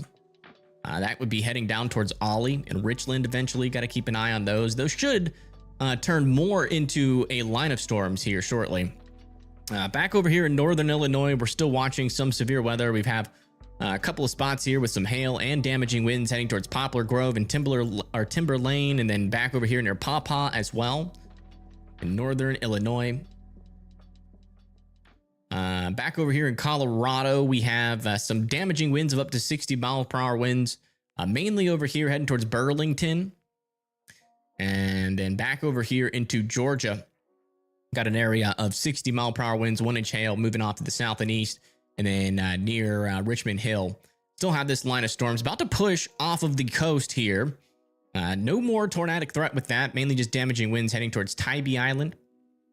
And then another severe thunderstorm warning here in South Carolina near Somerton, heading more towards Etowahville and Somerton. Some damaging winds, trees down, potentially small pockets of power outages will be possible there. Same thing over here, 1-inch hail, 60-mile-per-hour winds heading towards Newark and Geneva. There in New York, and then we have a couple of pockets still of some severe weather here in Vermont, heading towards Eden and Lowry. 1-inch hail, 60-mile-per-hour winds, and then Bradford and Orford down here for the same thing.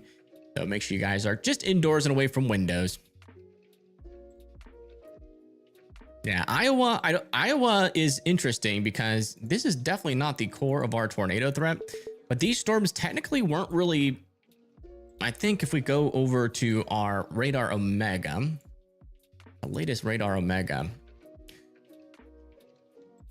I guess, yeah, it did kind of pick up on it. It's around 5. Yeah, it did kind of pick up on it.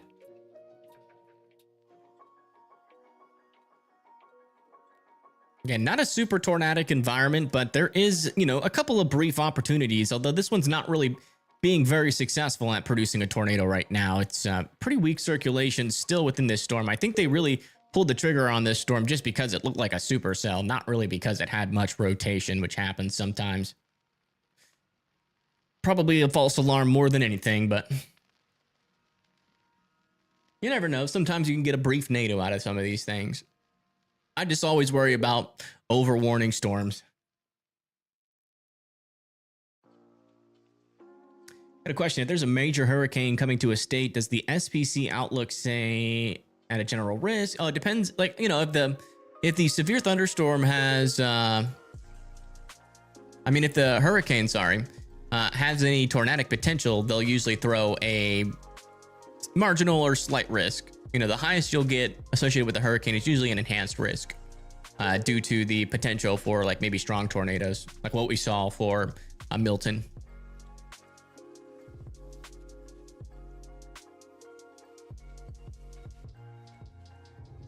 This is back over looking at the rotating portion of our tornado warned storm here in Iowa. Still generally heading towards Guernsey, Iowa. I go one camera over, there are cars stopped with their hazards on.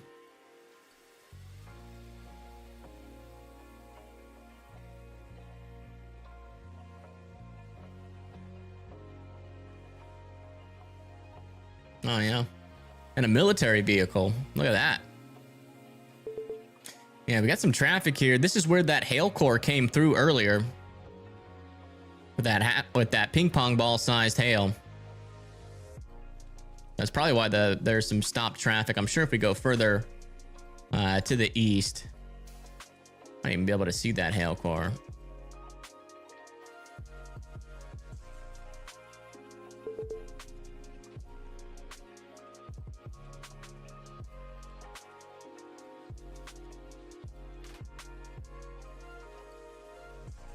Yeah, I'm not even seeing a wall cloud with this storm. Well, not exactly why. Not exactly sure why they pulled the trigger on that one. I haven't really seen much evidence of anything surprising on that storm.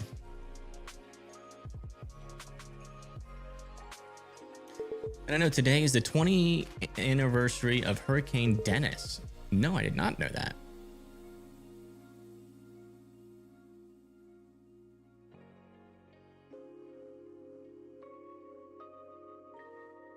Back in 2 days. Have a nice weekend. All right. Well, thank you, Melly. Thank you for tuning in. And thank you again for your kind donation.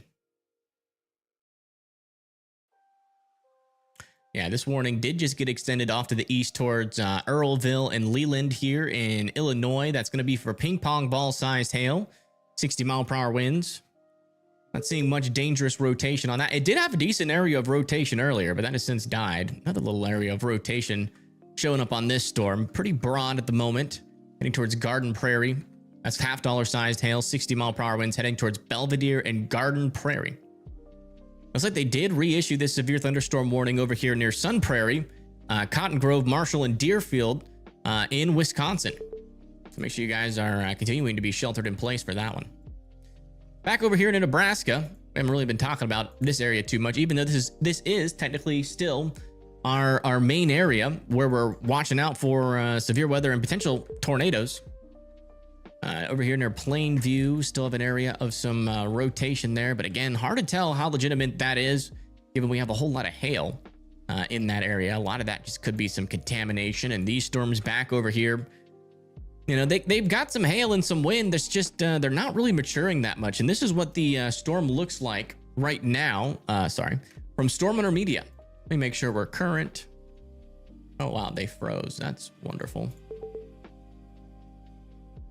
Yeah, this is what it looks like right now. A lot of rain. That's about it. A little bit of some damaging winds are possible and some hail, but it doesn't really look overly tornadic of a storm right now. Was the tornado threat near the Netherlands? I have no idea.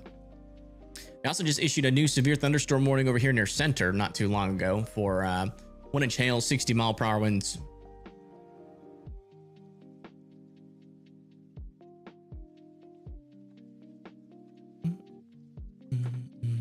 Let me see if we can... yeah, this rotation has pretty much died off. If I were to guess, this tornado warning is going to be allowed to expire soon. That was not really looking like much of a tornado threat anymore. It did try to rotate a little bit, but just not very strong rotation ever. Ready for cams? All right.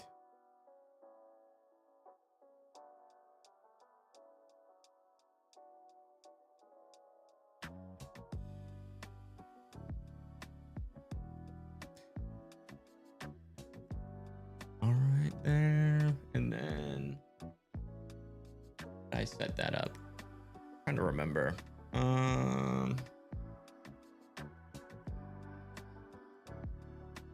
It was over here. Why is it over here? Shoot.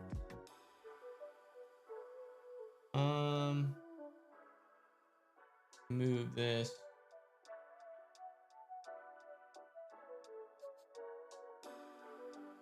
There.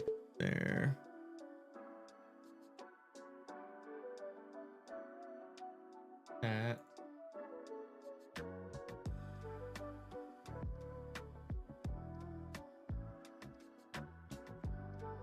All right, put a camera full screen real quick.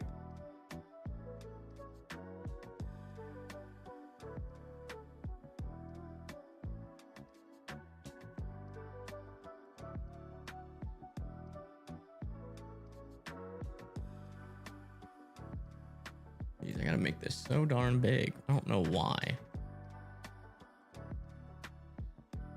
Okay, what if I make this full screen? Ah, that's why. I was like, well, what the heck? There we go. Perfect. And then that should show up when I do this. Not there. I want that down here.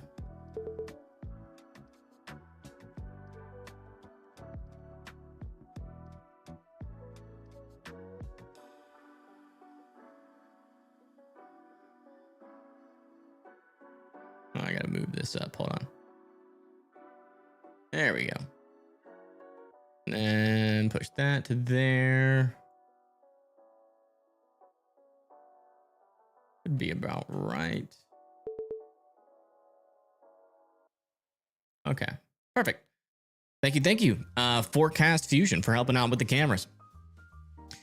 Yeah, I mean, still watching this little area here. Again, still could be hail contamination, but they might throw a NATO warning on this just to be safe. There is a lot of hail contamination in that area, though. So it is technically possible that that is just all hail contamination, but they might just better safe than sorry.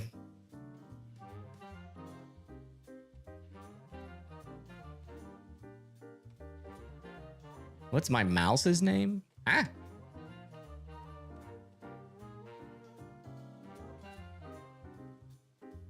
What are y'all talking about in chat? Y'all talking about mice? I'm talking about mice. Low-key though, the field mice are really cute.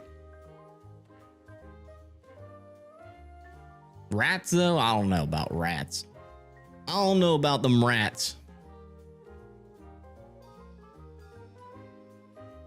Yeah, back over here near Earlville. Nothing's changed there. Still some ping pong ball sized hail. Just checking over here. Or maybe any areas of rotation. Maybe something developing over here near Belvedere. A little area of circulation there. That's pushing down to the south here in northern Illinois. Into Belvedere. A little tiny area of rotation there. Nothing too crazy though. And back over here in Wisconsin. Nothing's going on there in terms of rotation. Still just mainly this storm. But again, this storm back over here in Iowa has lost all of its rotation. So I still believe they let this one expire shortly.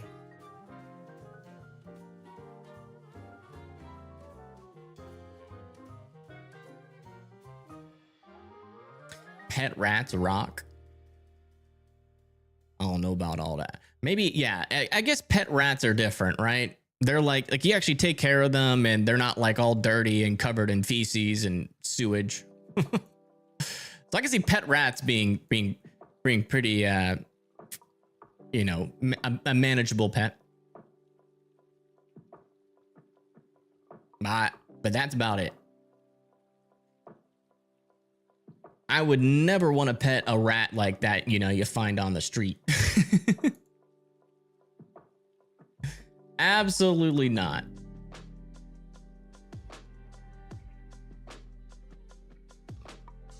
Oh. And there might have been a funnel with this storm at one point in Iowa. Can't tell if it's a funnel or just scud though. It's just it is just a picture of it. So it could be scud or it could be a funnel. I just posted that in chat.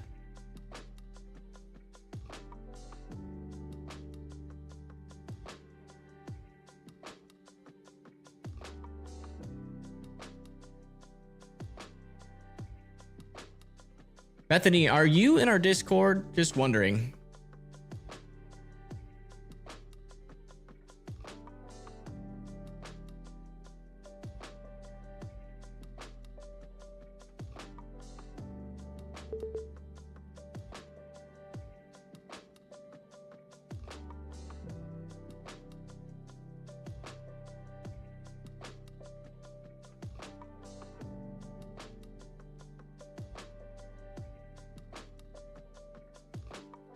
Gotta go AFK for a bit.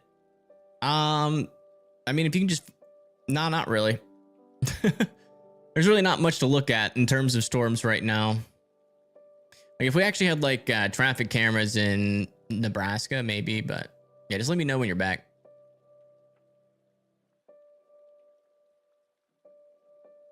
Oh, looks like they did allow our tornado warning to officially expire, which is great news there in Iowa. So if you were in your safe spots in Iowa, you can now come out of your safe spots.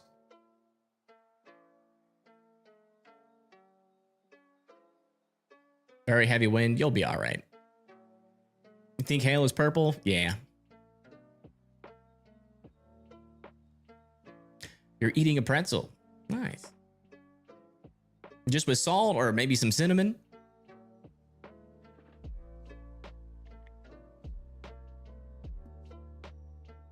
I mean, we do have a tornado watch out here, but it's kind of hard to tell whether or not our storms are busting or not. There is definitely, you know, some potential if we can get some instability kind of. Yeah, it looks like, wow. It looks like back up here, our surface inversion might be completely gone. So our cap is eroding near the surface, so that heating is getting down to the surface. Yeah, we'll probably have to watch this storm.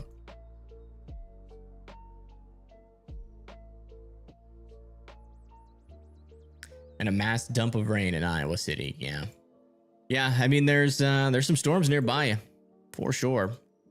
Potentially up to ping pong ball sized hail, 60-mile-per-hour winds. Need to be indoors and away from windows, though. It's nothing to freak out about. It's you know, relatively speaking, the wind that you're feeling shouldn't be anything too crazy. Oh, it looks like Paige is live. Go get her set up.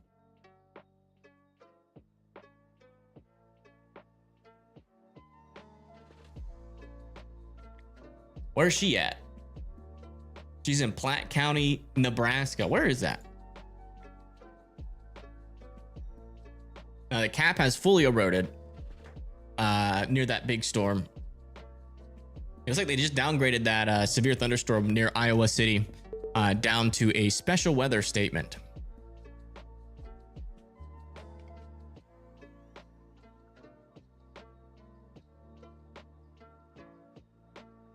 You're standing on your front porch. Well, that's probably why the wind seems so bad.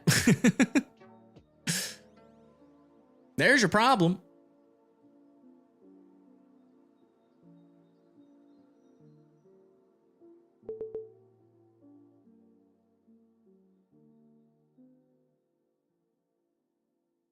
Yeah, we still got 2-inch hail in this storm. This is probably our biggest problem right now in the country is this storm right here. 2-inch hail, maybe some rotation in there. Could just be hail contamination, but that is heading into Neely and Plainview. Hill.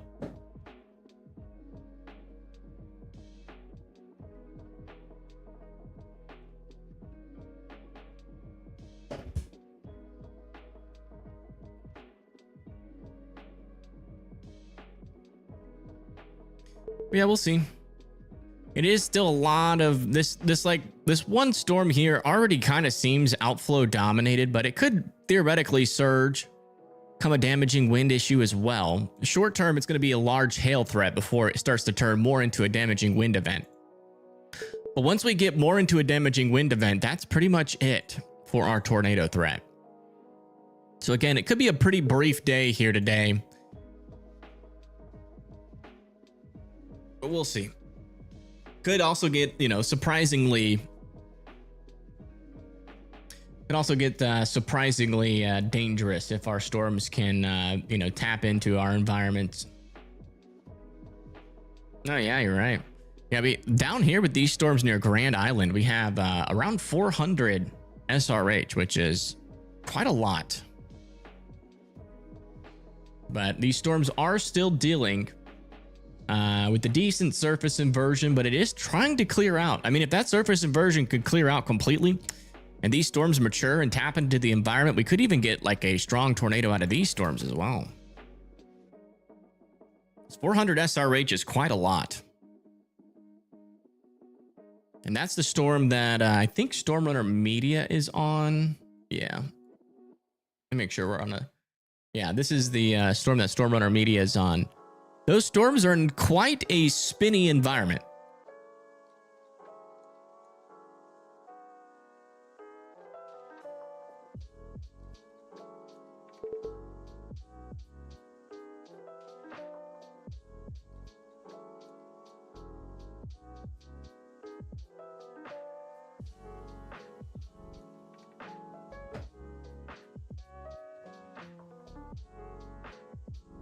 Not really seeing anything about the storm, though. That's too spinny, though.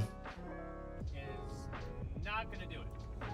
Yeah, it's just, Connor brought up a really good point, too, about it. It's just like, at this point, we're not really chasing shelf clouds today. We're trying to find, tornadoes. And I think this is the best shot of something that will produce a tornado, or could produce a tornado.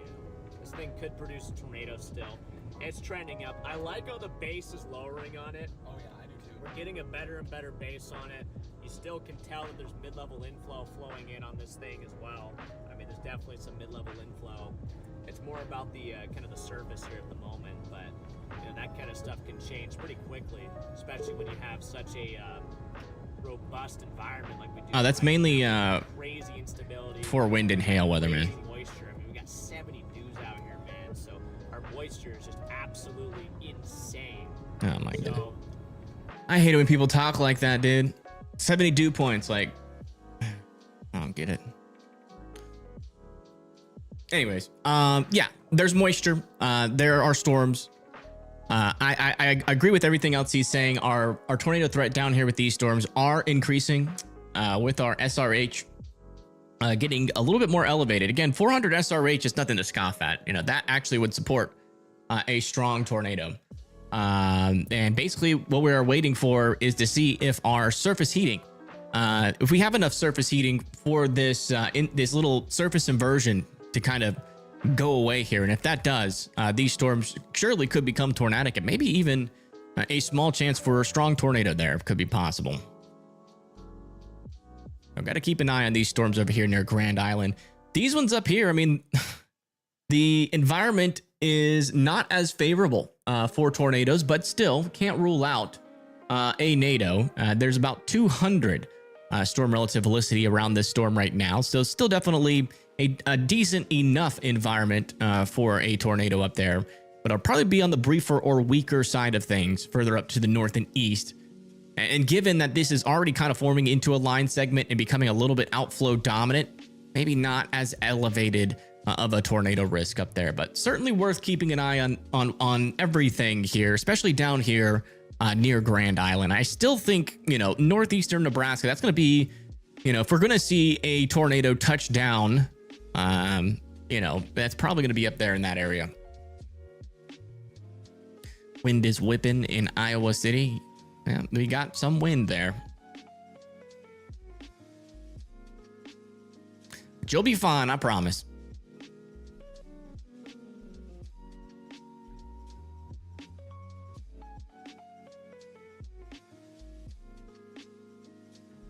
That can't be right. Yeah, I think the violent tornado parameter is broken. I think you might be right there, but no. I mean, the significant tornado parameter is elevated in the effective layer. If you get a significant tornado parameter of 3 around these storms in the fixed layer, and in the effective layer, it's around like a 5 or 6. So yeah, we're definitely uptrending. Definitely uptrending on these storms. So if these storms can mature, they will be a problem.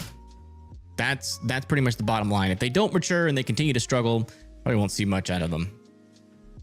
That's the two sides of the tornado coin today.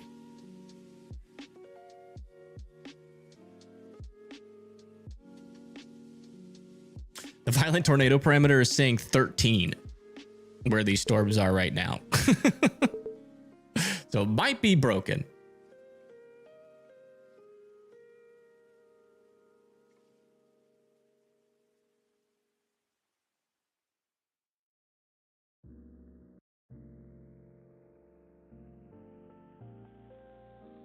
To be fair though, I mean, there is a decent amount of SRH. I don't think, you know, a violent tornado parameter of 13 though is like, that's crazy. That's a little bit. I don't think that's right.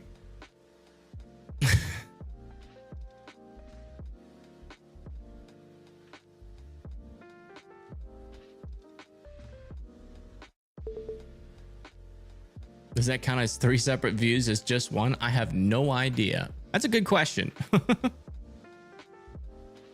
It's 13 high. Yeah, that's a tad elevated. Just a tad. I mean, that'd be like a wedgie of 5 tornado. If we had like a mature storm in that environment. But I don't think we're at 13. I think it's broken.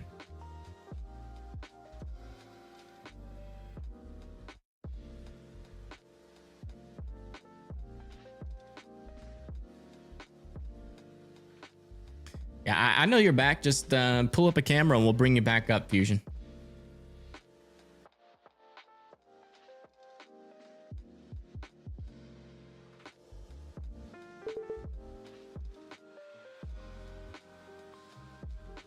Yeah, I don't think that's right. I don't think that's the kind of environment we're looking at today, but I will say, you know, with this, I think the significant tornado parameter is picking up on something legitimate. You know, 5 or 6 is right about around what I would think for these storms down here. But again, they do need to mature in order for anything to happen tornadically. But, you know, it is a dangerous environment down over here near Grand Island. Why is this not loading? Yeah. Let me restart my program. Hypercane territory. Yeah. You can see right now our storm might be this storm might be above a boundary here.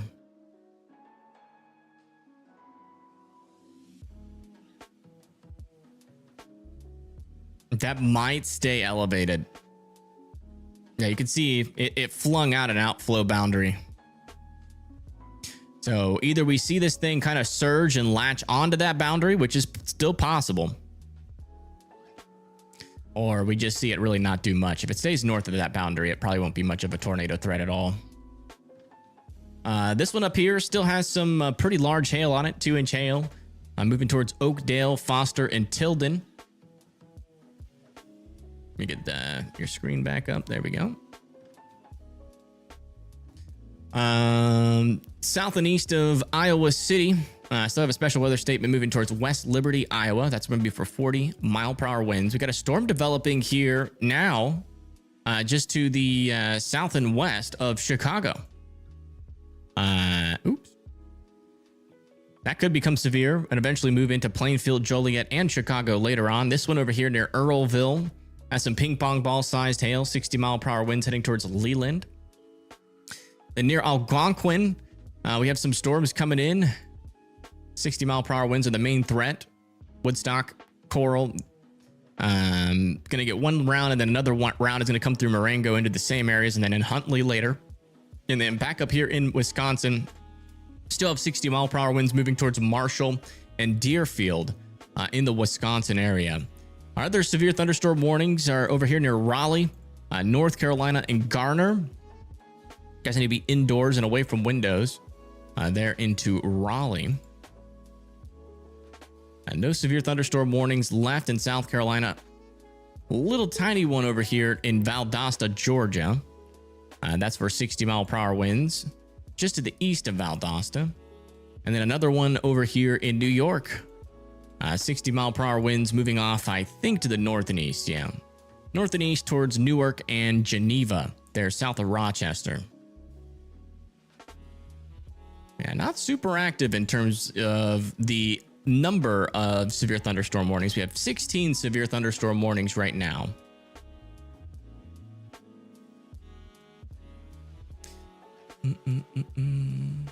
Has Omaha gotten any tornadoes in a while? It's been a minute.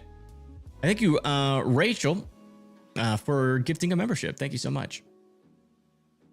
If that storm can latch on to the boundary somehow, it can definitely produce. Yeah, it can definitely produce and potentially be very dangerous. Yeah, there's a lot of ifs, ands, and buts about this storm. The environment's there. It's just kind of disconnected from this boundary.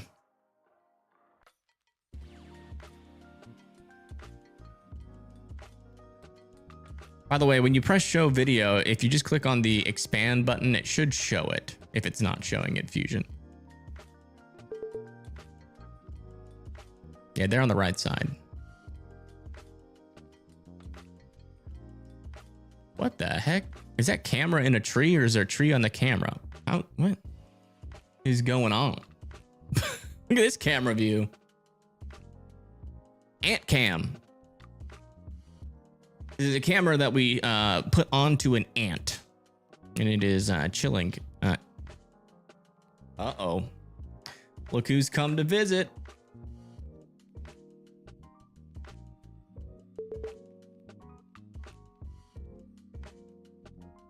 Oh, it's not working. Hold on.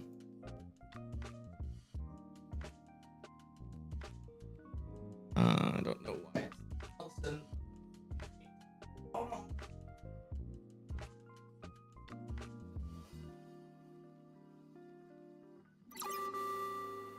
A new tornado warning has been issued.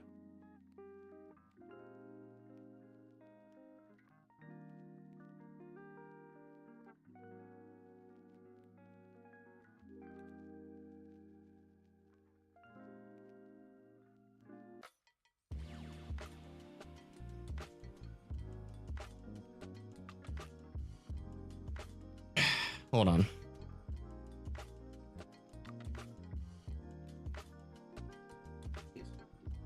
Technical difficulties. New NATO warning back over here near Dyersville. Got an area of some circulation here. Moving down to the south and east towards New Vienna, Dyersburg, Farley, Bankston here in Iowa. You guys need to be in your safe spots there.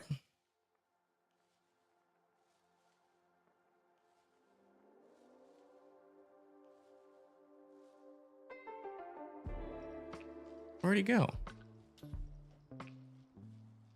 Hey, run away? Oh, he's over there.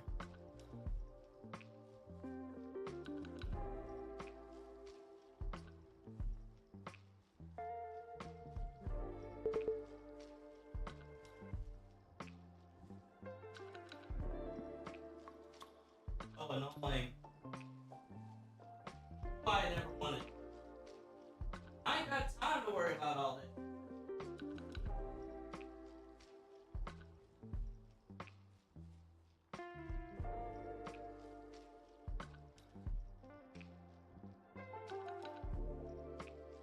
Oh, sorry. Sorry, Jazzy. Hey, Jazzy. What you doing? Are you stealing my money? All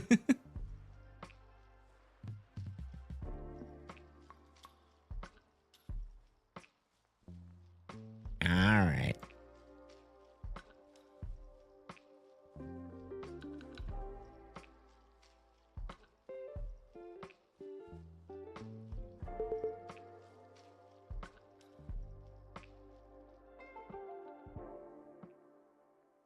He's just looking at the cam.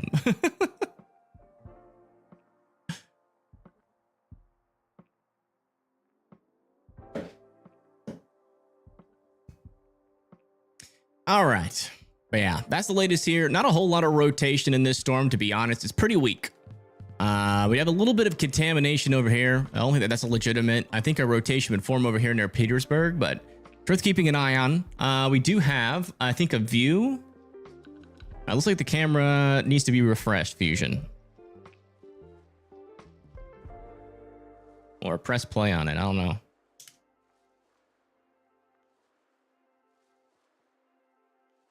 What a stinking cute dog. I agree. Yeah, this camera's broken. Is this just a photo? Oh, it's just a photo.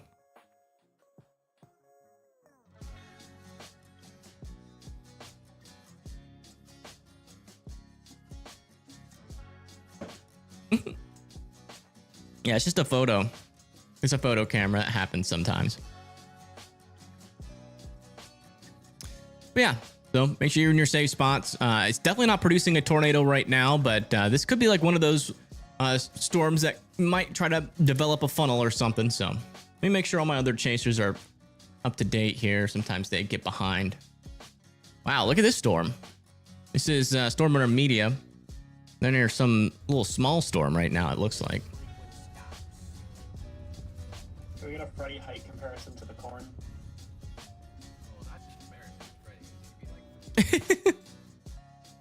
Freddy height comparison. And then Tornado Pagey, where's she at?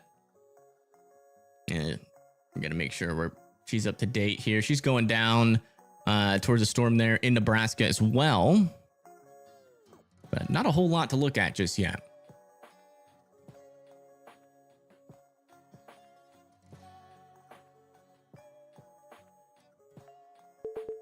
Yeah, still some pretty broad circulation on this. Maybe a little bit of tightening starting to happen. Now, latest scan, that really broadened out. But if you live in New Vienna, Millville, Siding, Meeke, Dyersville, and Farley, I'd be in your safe spot still. I mean, again, there's not a whole lot of strong rotation on this thing yet, but just in case, you never know. They probably could have held off on that warning for a little bit, unless there's like some sort of funnel report.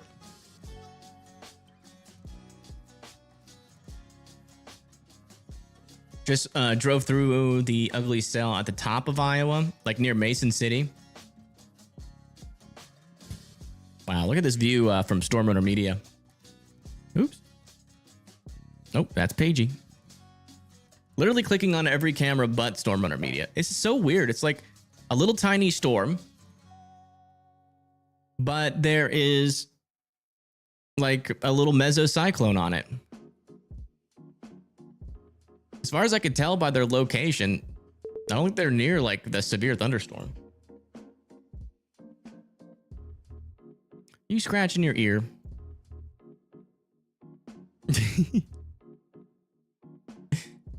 Are you still hanging out? Why are you looking right at the cam, Chaz?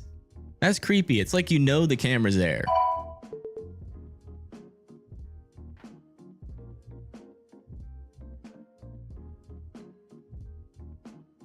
You're just staring at it.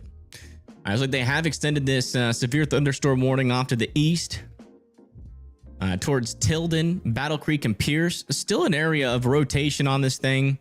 I still wouldn't rule out a tornado warning on this just because, but you know, it is definitely still hail contaminated. That could be legitimate. It's hard to tell sometimes. I would still, you know, at the very least be indoors and away from windows Tornado warning has been issued. for this golf ball sized hail. What? Tornado warning on this? Yeah. Wow. There actually is a little area of rotation on this. That's moving down south of Clear Lake, heading towards Burchennell. Need to be in your safe spots there. Now we have 2 tornado warnings in Iowa.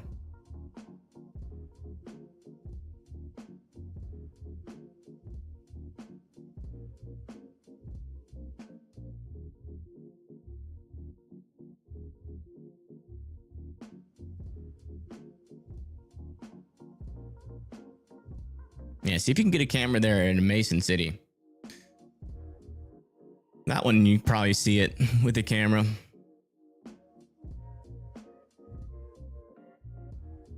Yeah, the one near Grand Island is definitely outflow dominated right now. You can see that outflow.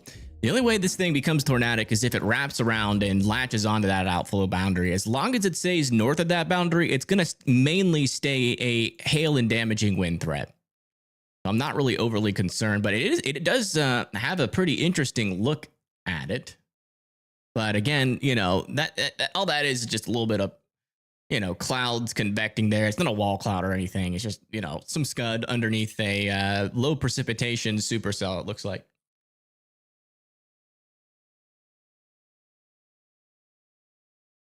So far, nothing by Omaha. Yeah, Omaha storm's not going to come till later. You see Omaha's back over here. And our storms are still back in this region. Eventually, they're going to form more into a line of storms. And then that's what's going to be coming there. Chicago only getting winds and flooding. Yeah, I mean, damaging winds. You know, our tornado threat out over here near Chicago should be on the lower end. But this storm is doing something kind of interesting. Got a little bit of a burst of wind there. I would expect them to extend this severe thunderstorm warning down further to the south and east. It kind of looks like there's rotation developing there, but it's very broad circulation. I mean, I wouldn't completely rule out a tornado, but it should mainly be rain and hail unless we get something unexpected. I still don't think we've had any confirmed tornadoes today. Let me check. I know we had a funnel report, but I don't think that ever touched down.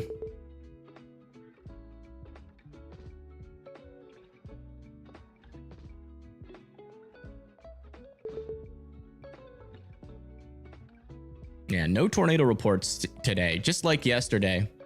Yesterday, we didn't have any tornado reports, and today, so far, no tornado reports. So hopefully it stays like that, and it's just kind of a weak environment. Latest scan here, still some pretty broad circulation over here near New Vienna. And then back over here near Mason City on our other tornado warning. A little area of circulation there near Clear Lake. Would still be in your safe spots. Yorkville, Illinois. Where is Yorkville?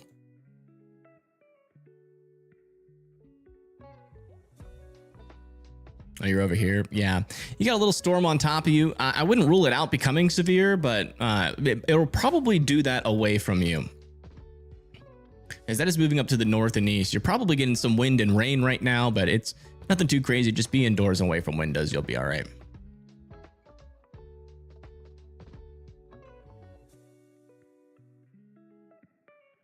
Nothing really to worry about. Cap is building back in, really. Yeah, usually when you see outflow boundaries and storms going outflow dominant, it's you start to expect to see that inversion build back in. On my end, though, I haven't gotten a new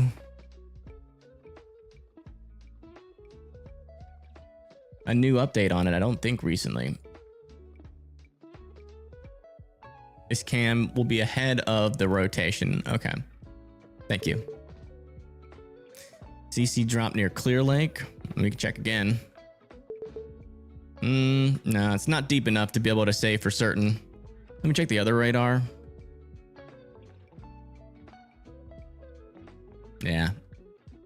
Man, can't really say much for certain. I mean, there is like a little something out over here, like a little appendage and a CC drop over there, but there's not enough reflectivity for me to be able to tell you just by looking at radar. Especially given that radar is so far away. This one is our closest radar in, well, there is a little something there as of our latest scan. But I don't have our latest velocity scan yet. That might be something. We'll see.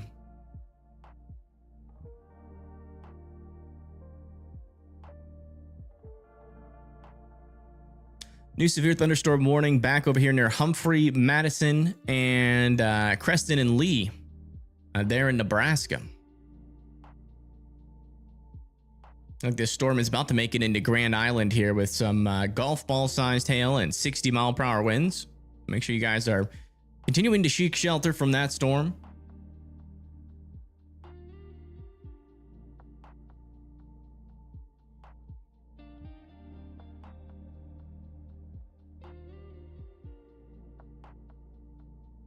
Cycling through some cameras out over here near Clear Lake. You see, this camera right here is just to the south of Clear Lake. It would be in the path of this thing if it was producing a tornado. Let's watch this for a little bit. And that's our camera is just south of this rotation. Still not very strong rotation. Yeah, I don't think that's a CC drop. I think that's just hail. As far as I can tell, it just looks like hail. You just saw a funnel right near you. Amanda, where do you live?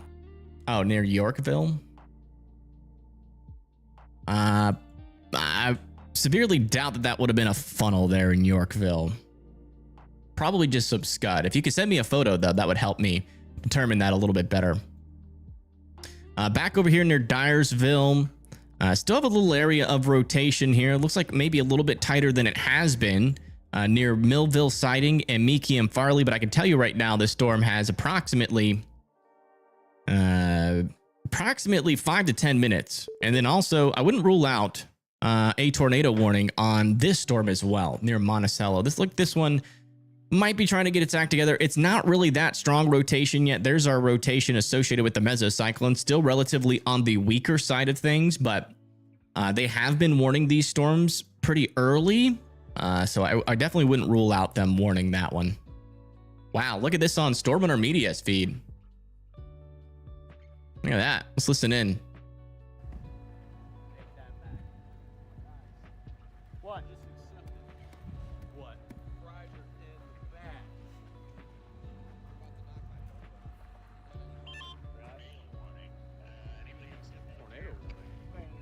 Yeah, it just came across my phone. It's up there on the northern cell. There's no way. I wanted to know. I don't see the warning populated, but I just got the text that said Madison County tornado warning. No way they're stupid enough to warn that. You know what? Did y'all hear what Connor just said? He said, ain't no way they're stupid enough to warn that. Listen. And they're talking about this storm up here. Apparently somebody got some warning text, like a tornado warning text on their phone, but there's no warning up there right now. Wait, okay. Oh, wow. Hold up. It did switch from alpha to we had wind that was going huge stable layer. But I do be thinking that a lot. Like, especially yesterday when they were warning those storms in Virginia, I was like, what are they doing, man? Yeah, they're.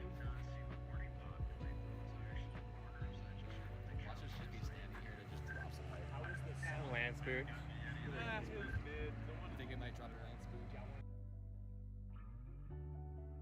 Yeah, latest scan on this storm over here near Dyersville. Still have this little area there, but it's kind of hard to tell whether or not that's actually side lobe or if it's a true rotation there. We definitely don't have a tornado on the ground with that storm. There in Iowa. And this one over here near Clear Lake, south of Clear Lake, our rotation is almost fizzled to nothing here. So that's kind of what we're talking about there.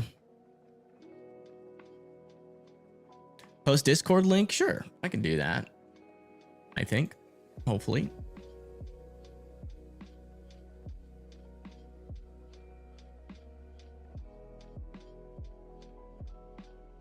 Yeah, here's the Discord link right in the chat here. It's raining on camera now? No way. It is raining. Wow. It's absolutely huge storm is happening right now on this camera. This is the biggest storm of the year.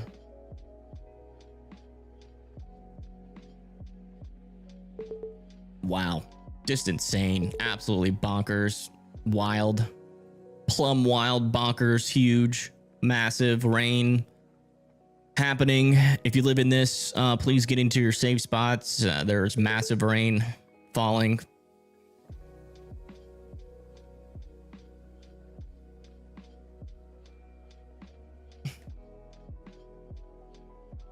I'm joking. I'm joking.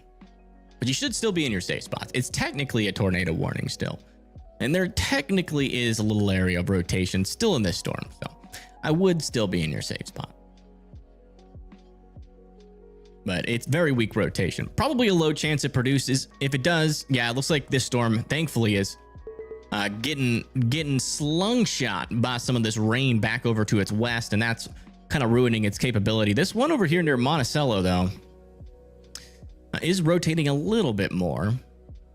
I don't think this over here is legitimate. Yeah, our mesocyclone is back over here east of Monticello. There is some rotation there. I mean, it's, again, not very strong, but rotation, but they have been warning these weak rotations. Now, do I agree with them warning it? Not really, but, you know, everybody has different warning criteria. I think if they do want to issue a warning on this storm, they should wait, in my opinion. Wait for it to actually become tornadic before issuing a warning. Yeah, I mean, that's what everybody's been saying. They've been saying that we've got a tornado warning in Madison, near Madison. I guess it's Madison County, Nebraska. Yeah. But yeah, I mean, there's no tornado warning. So I don't know what happened there. No tornado warning on weather-wise. No tornado warning on radar Omega either. So I don't think that that's legitimate. I don't know what's happened to have caused that.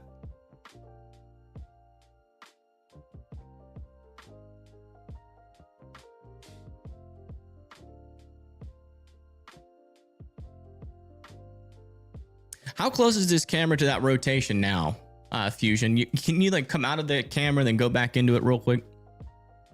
Just want to see where it's exactly where it's located.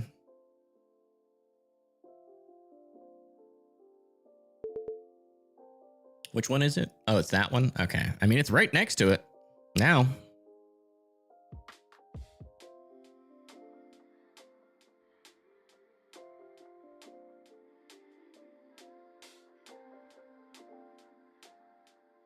Kathy, where do you live?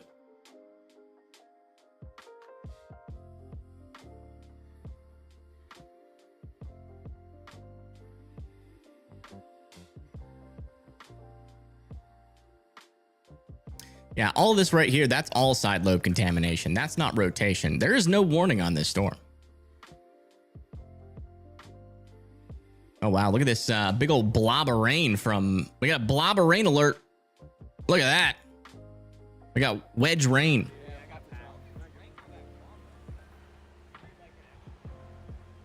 Is that a drone? Look at that drone. Yeah, there's golf balls in there, guys.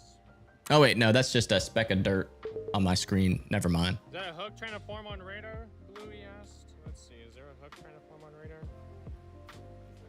Tornado down? Nah, that's not a tornado. My holder is severe warn now. That's just a big old blob of rain. It wants to pull the boundary in. Do you see that? I don't. It wants to pull it in. I think this thing is, Hey, Terry. Hiya, hiya. mid-levels, they have really gotten more impressive the last couple minutes. A new tornado warning has been issued. Yeah, there's that NATO warning for that one storm in Iowa. Let's see, how we looking now? And our mesocyclone's right there. Yeah, it really doesn't have that much rotation. All right, we're dealing with side lobe contamination on this storm for sure, but I'd still be in your safe spots. We have seen funnels on these storms with minimal rotation before. So if you live over in Spring Hole, Ebis Mill, Temple Mill, or Temple Hill, McGargles, Ford, Clay Mills, and East Canton, you guys all need to be in your safe spots.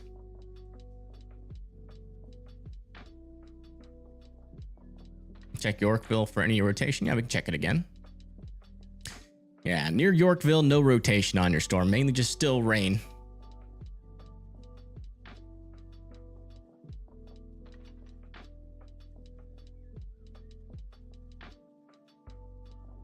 We just got an update on this storm. Still radar indicated. They're still keeping it going. Still a little tiny area of rotation here near Farley. That is legitimate. Near Meekie, heading down towards Farley. Still would be in your safe spots. Again, it's not very strong. If that does eke out a NADA, that's going to be a pretty weak one. Let's go check back up here south of Mason City.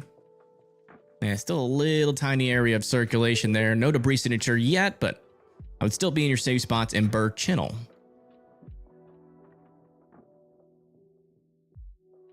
Yeah, it's just rain. No big deal over there. This storm is interesting. Over here near Wilcox. Look at this thing. It's actually like right on that boundary. And this storm back over here kind of seems like it wants to wrap into this boundary a little bit. Gotta keep an eye on both of these storms. Again, when it comes to where we could see an actual like strong tornado, it's definitely going to be one of these storms there. Let me see if that other storm is also in a decent environment down there further to the south.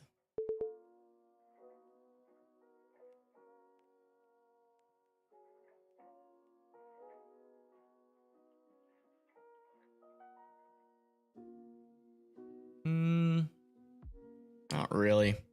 This one down here is outside of that storm relative helicity, but I mean, it's still near a boundary. I wouldn't rule it out completely with that one, but this one is smack dab in the middle of some really good tornado parameters here, but it's just outflow dominant right now. But if this thing can surge and latch onto this boundary, it's gonna produce something. But that's the big question mark there.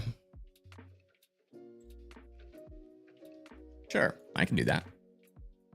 Yeah, over here near Raleigh, have a storm moving through with 60-mile-per-hour winds. Looks like our leading edge of the storm is near Garner and Arrowwood, Peck Crossroads, and Six Fork Crossroads. Not seeing any rotation on this storm. It's 100% rain and wind, and penny-sized hail potentially. 60-mile-per-hour winds are the main threat. Maybe a couple of power outages possible as it heads into Nightdale, Clayton, Wilsons Mill, Wendell, and Middlesex here in North Carolina.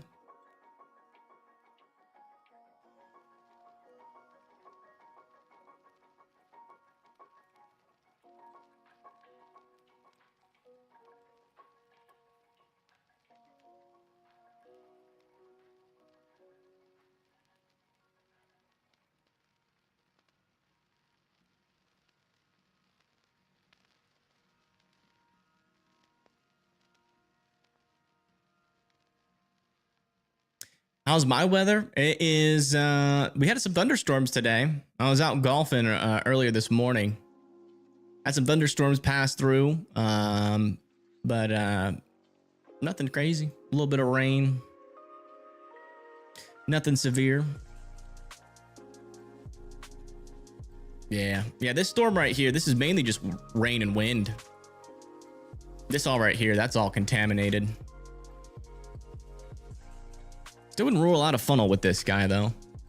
This one further up to the north near Dyersville. Still a little area of rotation here north of Farley. Weak rotation, but still would be in your safe spots. Another area of weak rotation developing over here south of Richardsville as well.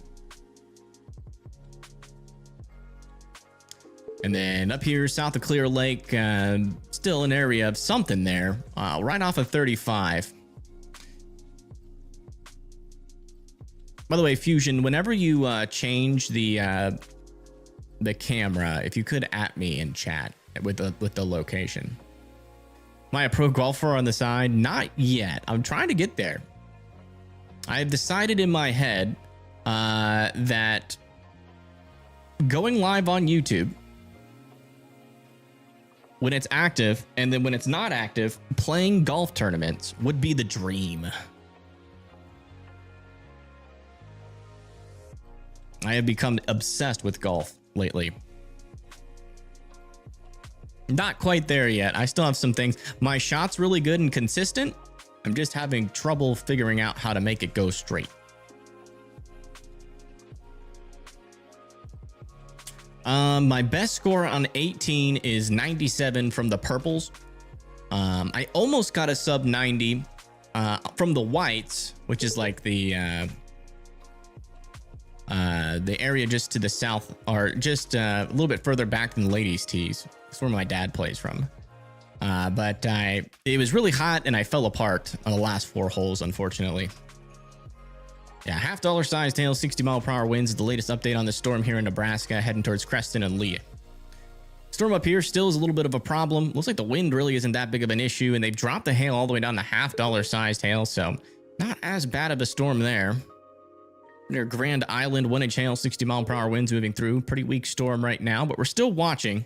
Does seem like it's trying to gobble up some of that outflow. You can kind of see it, this little thin green line working its way into the storm.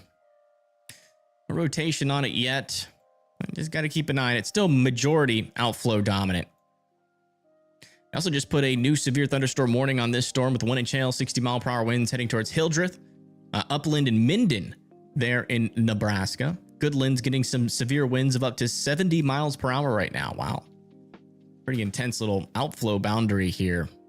Barely any precipitation, but a lot of wind coming into Goodland, Kansas.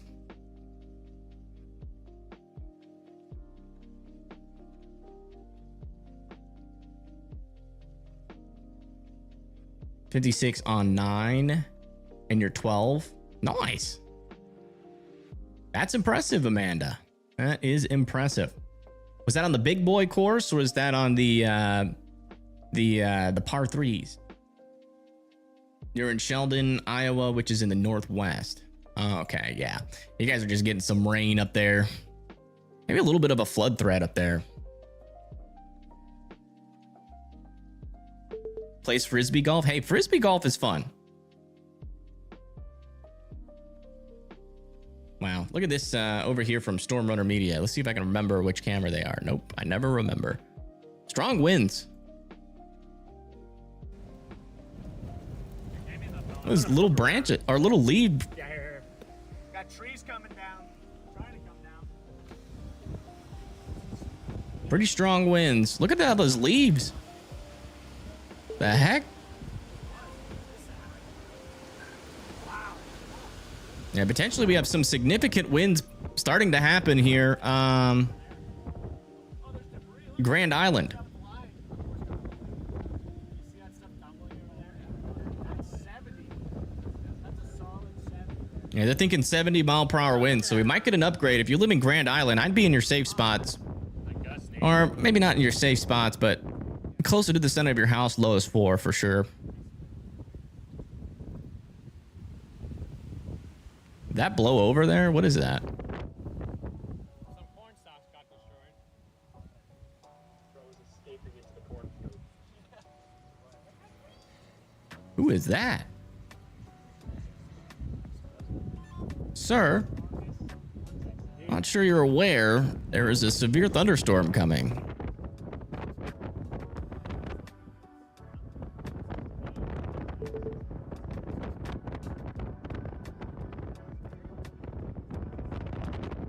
Oh, look at that. Maybe a little dust NATO off there on the left.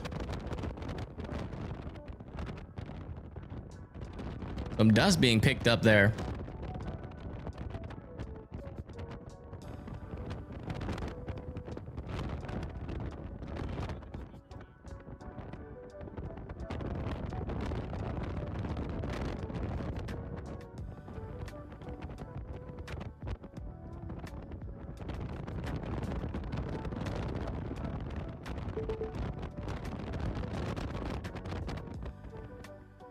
Yeah, it's still warned for 60-mile-per-hour winds, but potential gusts of up to 70-mile-per-hour winds are possible with this storm. And again, that's this one over here near Grand Island, where we just saw a bunch of those leaves get blown up. I don't think that was a tornado. I think it was just some wind. So certainly would be sheltered in place with this one, Grand Island, Nebraska. Check back in on our NATO warnings. But we just got an update on this. They're still continuing this storm or this tornado warning, and there still is a little area of rotation near the Watch Wildlife area still. And then further off to the east, this area of rotation up here is pretty darn weak. I would expect them to allow this one to expire shortly, unless something else pops up on it. And then this one back over here, maybe have an area of rotation developing right there in that area. That seems like legitimate rotation near Dales Ford and Ebis Mill. This storm does seem like it's got its own environment for now, but that little area back over here near Hopkinton and Monticello might push into it. Kind of shut off its tornado chances. We'll see. Farmer's work is never done. Is that a farmer, you think? So far, even with all these tornado warnings, we've still not had one tornado report. 30 wind reports, though, so far, and 15 hail reports. Do I have any weather at my house right now? Unfortunately, not. I heard some rumbles of thunder earlier. Also, little update over here on the East Coast. We got a severe thunderstorm warning for 60-mile-per-hour winds heading towards Suffolk, Virginia. Near Raleigh, still have the storm coming through. Some damaging winds could be possible over there near Clayton, Wendell, Middlesex, and Wilson's Mill still with up to 60-mile-per-hour winds possible. Further back down to the south, near Myrtle Beach, got a little area of some surging wind coming close to you guys near Myrtle Beach, Conway, Caroline Forest. Might go just north of Myrtle Beach or might just skim you guys. In the back over here in southern Georgia, 60-mile-per-hour winds moving down to the south and east towards Okefenokee National Wildlife Refuge. Also, 60-mile-per-hour winds, 1-inch hail is possible with this storm heading towards Granville, Poultry, and Whitehall here in New York. That's just on the border there of New York and Vermont. We are getting some updates on some of these severe thunderstorm warnings. They're going to allow this severe thunderstorm warning near Lee, Nebraska to expire. They still haven't upgraded that one yet.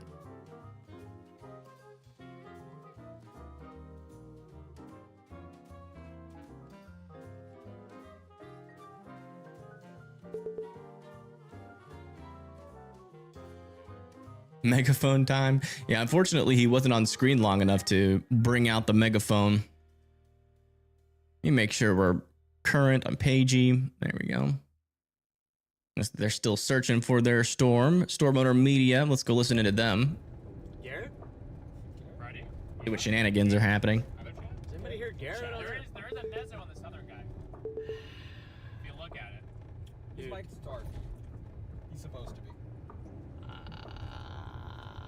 Go Cox, right here. Yeah, what? This right here. You don't see that? Where? Yeah, I guess it's kind of small right now, but I've seen. Yeah, I mean, on a day like this, that's about what's inside of every storm chaser's mind, which is not really sure what to do. Not really nothing really sticking out here as an obvious target. This is just going to be damaging winds up there near Norfolk. Back over here, these storms are remaining outflow dominant and elevated. You know, do you leave this storm? Right? If you leave this storm and then it latches onto that boundary, you're going to be sad if you're looking for tornadoes. You come down here to the south. This one's pretty close to a boundary, but the SRH is a little bit weaker down there than it is further up to the north. So, oops, looks like you got to rejoin the call real quick. All right.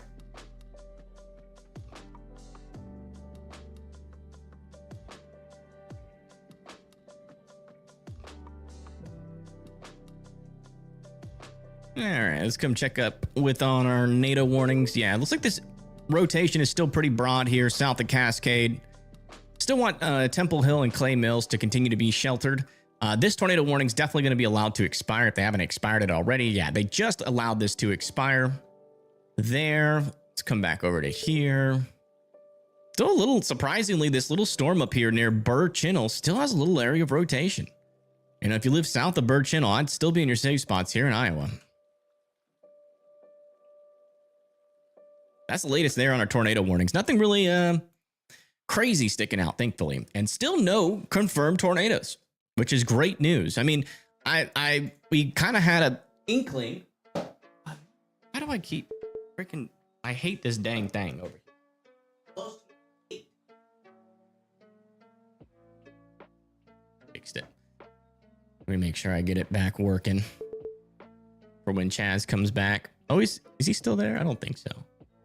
I think that was old. Yeah, Chaz is gone. Bad. He'll be back.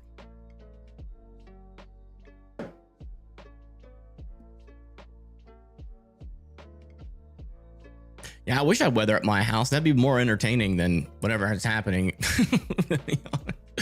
To be fair, we've had a couple of tornado warnings, but no really dangerous circulation so far. We've had one report of a funnel. Chaz took a ton. Oh yeah, where did all that money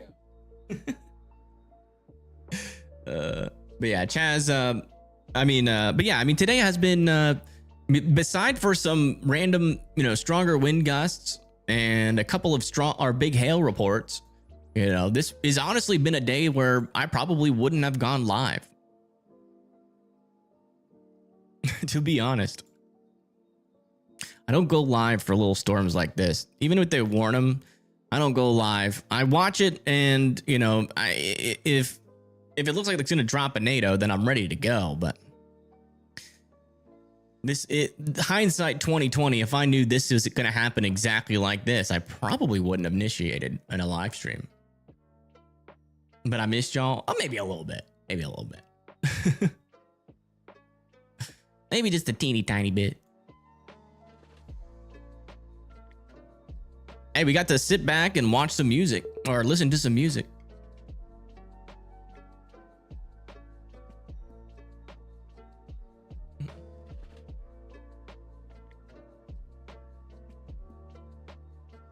What have I been live for? 3 hours. Wow. Now, I'll tell you what. It really slows down in July in terms of like impressions and stuff. Like on YouTube for like severe weather. Because we keep getting these risks that like could maybe do something, but then they haven't done nothing. We'll see if that changes tomorrow. I think tomorrow... There's gonna be a little tornado chance. Yeah, I mean, there's gonna be a little tornado chance. I bet you we get a couple tornado warnings back over here, but because this is gonna be a storm coming into an area where they like to overwarn storms, so wouldn't surprise me.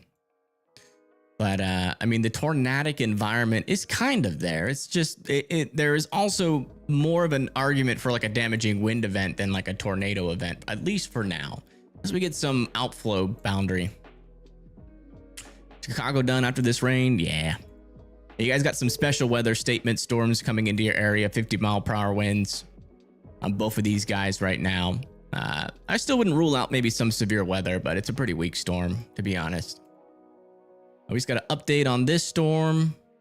Like they are allowing this storm to expire. So now we are down to just one tornado warning. This one has expired, and this one expires in 30 minutes.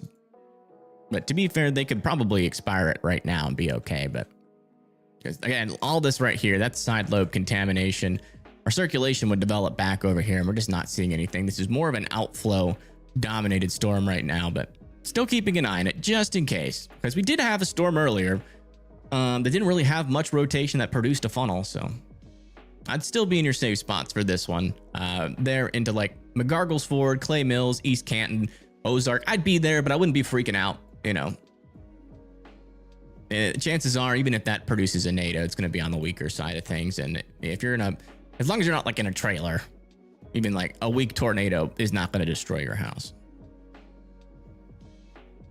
1 inch hail, 60-mile-per-hour winds are heading towards Hayter and Woodland Park. Can I go back on screen? No. Okay. Let's see what you're looking at. What do we got? What do we got going out there? Where are we at? Fill us in.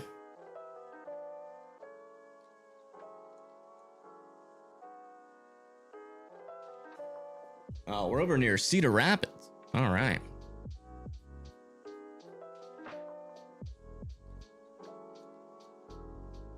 And we do have a storm in Cedar Rapids. No rotation in it, but some heavy rain coming into the Cedar Rapids area. I think these cameras are live, though. Are these just picture cams? Storm entering Chicagoland. Uh-oh. You know what that means. Random tornado outbreak. I kid. We're fine. But the cars aren't moving.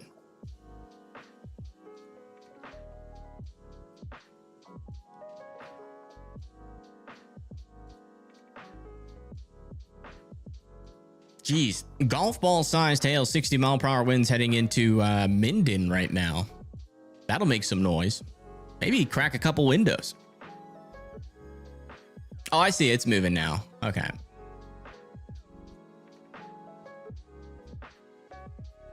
Yeah, I mean, you could make an argument.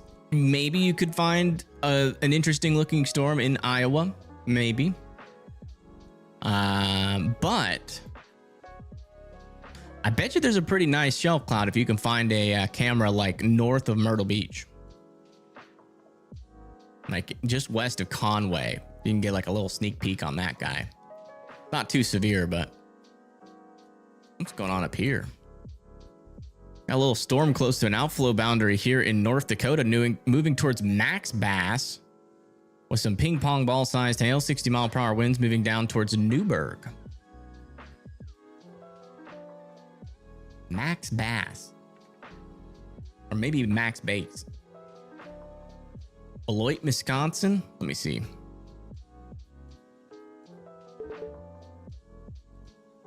Yeah, looks like you guys got some rain. That's about it. Nothing too crazy, thankfully. After that, though, we might get another...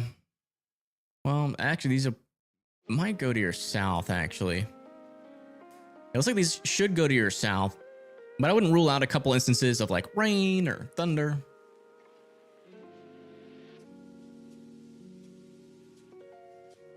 Spent decades trying to get earlier warnings to people to shelter. Now it seems a lot of times you hear people say exactly what you just said about being overwarned. Well, the thing is like, yes, early warnings they can be good, right? But the thing, there is a fine line, all right? There's a fine line. You overwarn storms too much. You desensitize them. Like for instance, flash flood warnings. You get them all the time.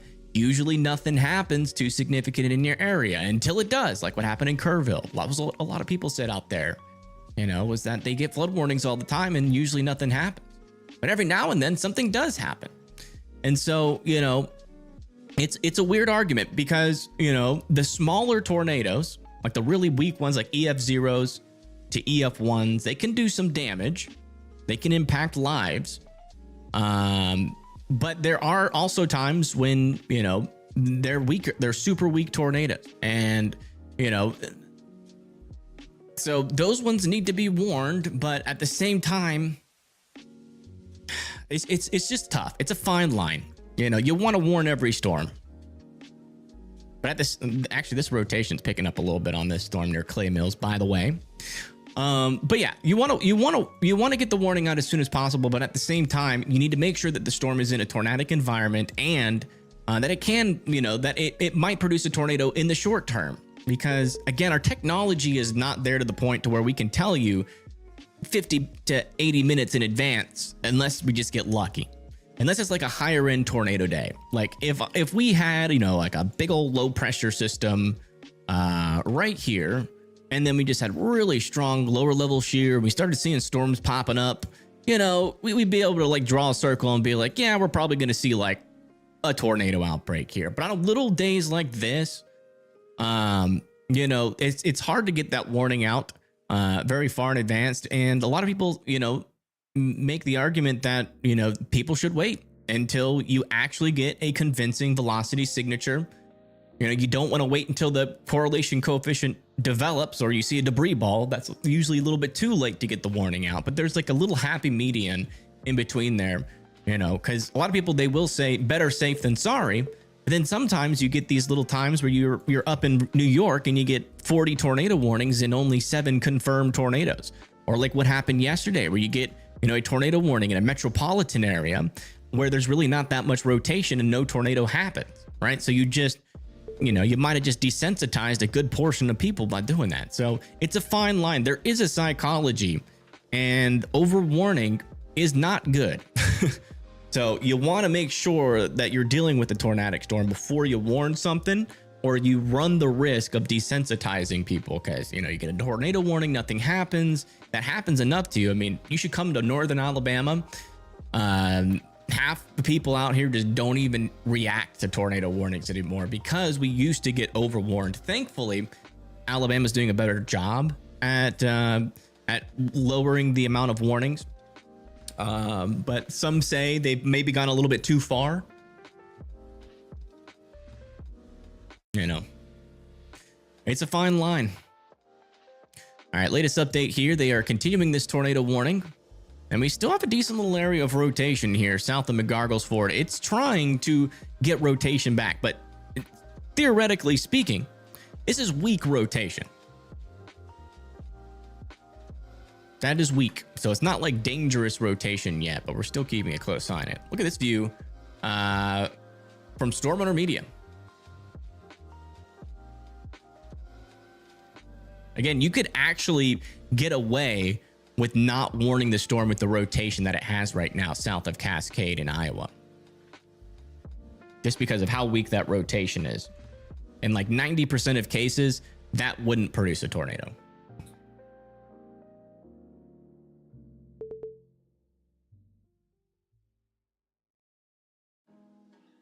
Yeah, it's all about desensitization. Got to be careful. But again, there's also the theory that you can never be perfect. And so... But there are times when it gets ridiculous. Like where they have just like a 10 V rot on a storm and they throw a tornado warning. Like, that's not needed. All right, please don't spam in chat.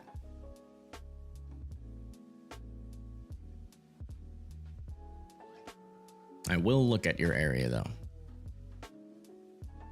Bativa got some rain. That's it. Rain, a little bit of thunder. Nothing crazy. Maybe a little bit of wind. Like this right here. I've seen NWS's warn stuff like this. Like that's not needed. Unless you have like like there are certain environments where this amount of rotation can produce a tornado. But you know, so like if you have a funnel report, sure, throw a warning on it. Or like, you know, someone reports that there's a tornado on the ground, you know, throw a warning on it. But you know, before that happens, you know, you shouldn't warn every little area of rotation because you're scared that, you know, that time, because like, again, 90% of the time, like 95% of the time, maybe even a higher percentage than that, a rotation like this will not produce a tornado. But there are legitimate NWSs out there that will throw a warning on that. And that's too early in most cases. Just don't like storms. Understandable. Storms aren't fun, but I promise you, you know, none of these storms right now are going to kill anybody or hurt nobody. This storm over here has golf ball sized hail, 60-mile-per-hour winds, moving up towards Kennesaw and Juanita. So make sure you guys are indoors and away from windows. That's right on the threshold there, being able to break, or not break windows, but put some cracks in windows.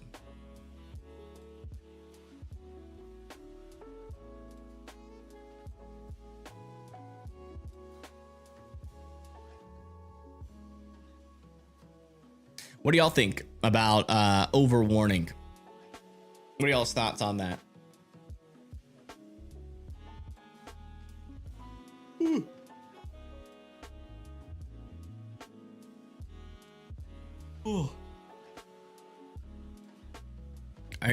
Are you a victim of overwarning?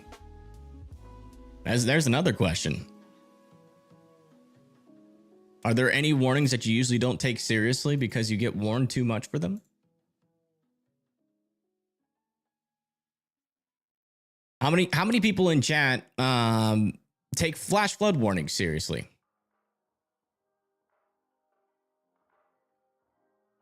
That is one warning that honestly I think needs higher criteria. Like if you got a pond on the road, you don't need to throw a flash flood warning for that. I think they should wait until there's actually like some pretty serious flooding before even initiating a flash flood warning, or maybe make them smaller. Like a lot of times it's like one creek has overflown. Like say you get a bunch of rain and you have like one creek like near this road and it overflows and you have this little tiny area where there's actual flooding and there's no flooding anywhere else. Throw a warning like this. You know, don't throw a warning over this entire area. You know, maybe more targeted warnings would be a little bit better. Like tornado warnings also have an issue with that, where like sometimes it's not only just the you know, warning weaker circulations, but it's also throwing too big of a polygon sometimes on storms.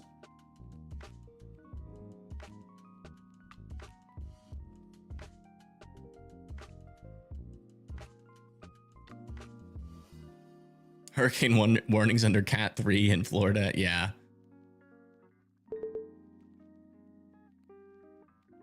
Fickle line, need to wait. The rod is it's not unless reports state otherwise. Exactly. Yeah. Yeah. Like on this storm right now, let's see what we're dealing with.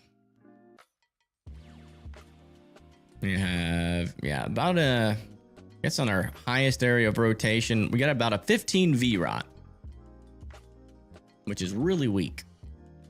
Not impossible. Again, sometimes little NATOs do come out of those rotations, but and this has not been that environment so far. We've had a couple of rotations get to this point and still not seen a tornado yet, but I would still be in your safe spots just in case. The words hurricane and flooding terrifying you since Helene. Yeah, Helene was crazy. That's the thing. Like, I think like for the most part, like flooding, like no one cares about flooding until we get one of those big time floods. And then everybody cares about it for like 1 or 2 days. Like, you know, you'll get increased people like sending you messages. Like, I just got put under flash flood warning. Am I going to get swept away into the ocean? Even though I live in Iowa. Yeah, these storms aren't doing anything. They're outflow dominant. I think for the most part, our tornado threat has fallen apart here in northeastern Nebraska, thankfully.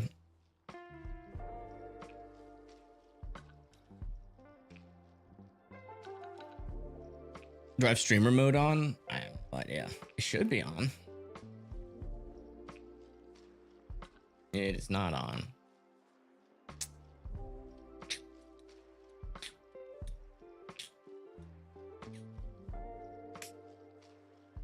I don't know how to turn it on.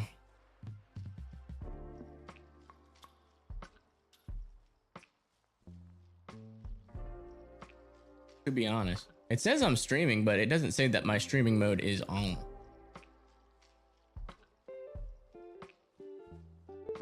I don't know.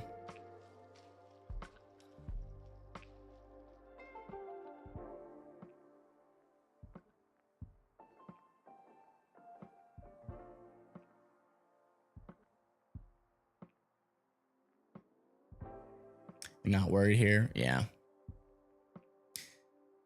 Understand on that. Yeah, I think this storm probably has about 10 minutes before it loses all capabilities to really spit out anything, unless this is like a hidden boundary of vorticity, which it doesn't seem like it is. As far as it looks like to me, that is just some rain.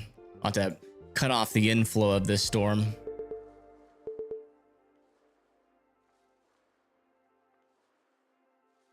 Your cam is in Sioux City.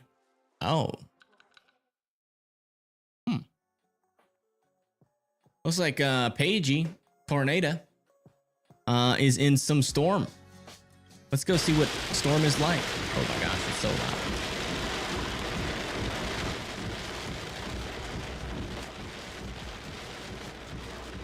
It's raining.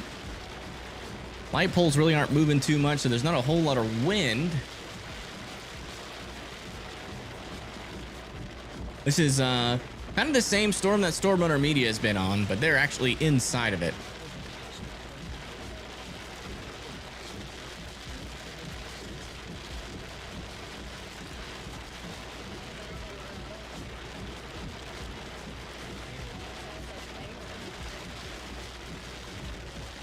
Never physically seen a NATO still? Yeah.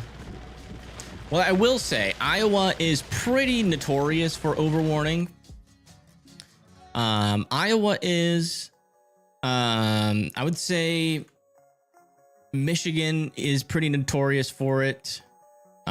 Wisconsin's getting better at it, but they still have a little bit of an overwarning problem. Ohio definitely has an overwarning problem. Pennsylvania, New York is probably the worst out of the whole country. Alabama does pretty good. Pretty much anywhere that really gets a whole lot of tornadic activity does pretty darn good. I'm trying to think who else. Minnesota, I think they actually do pretty good in Minnesota, surprisingly. I don't know about out here because we don't get that many NATO warnings out here to really be able to judge too much. Yeah, it's mainly like just like the really far north states. Like that are still oh yeah, also Tennessee and Kentucky have a problem with it. They overwarn quite a bit in Tennessee and Kentucky. Especially NWS Memphis is just terrible. Like I'm surprised they don't have a tornado warning out for this. That's how bad they are. I'm just kidding. They're not that bad. All right, so we just got a new update on this. And they're still continuing it, still radar indicated. It's like a little area of rotation still exists here with our storm. It's actually tightening up a little bit as of our latest scan. That is kind of out in our clear air, so I'm not sure if that's legitimate or contamination, but just in case, be in your safe spot. Still in, let's see where this is going. Yeah, still making its way towards Crabtown. That should be its last hurrah there, though. I would imagine that rotation will go away pretty quickly after this point.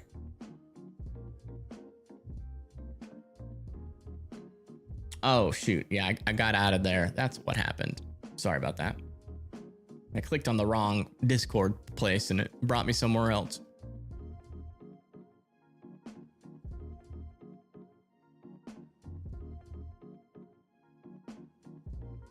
Oh, wait, what was that other? Was it the NWS North Platte? It didn't warn that one storm. It was like an EF3 tornado. It was on the ground for like the longest time, but they didn't warn it. You can make a case for underwarning with them. But what boils down to it is that it's just experience, right?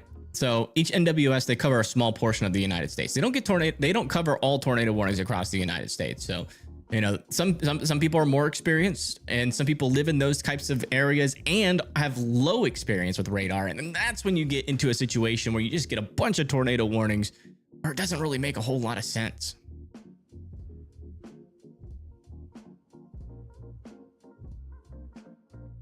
Your old city was just bad at warning. Yeah. It happens. It all boils down to experience. But it's an interesting topic, though, because, you know, yeah, latest scan, still a little area of rotation there, but that is still in the clear air. Pretty confident that that's contamination there. We got like some sort of, got like this beam coming through directly where that rotation is. That might be contamination because of that. weather manipulators would say that's the radar beam making the storm about to spit out a NEA 5 NATO. Do we have any weather manipulator believers in chat? I swear that's like all I've been seeing on Twitter lately. And they've allowed almost all special weather statements to expire here in Chicago, thankfully. Where's my music? I want my music back. We do have some in chat? I don't think so. There's a dust storm warning in Kansas? Is that this one? Hey, go to Kansas at 511. See if you can get a camera on this dust storm.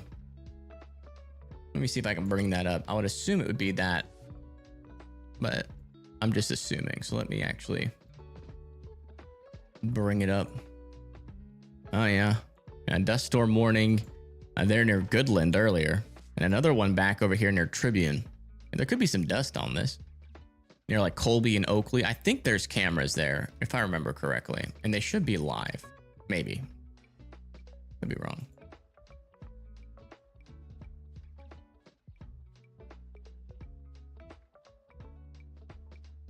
I do vocal warm-ups before the stream? No. I took steroids and antihistamines. I'm still dealing with the problem. It has not gone away. But I do have a doctor's appointment scheduled. Or, well,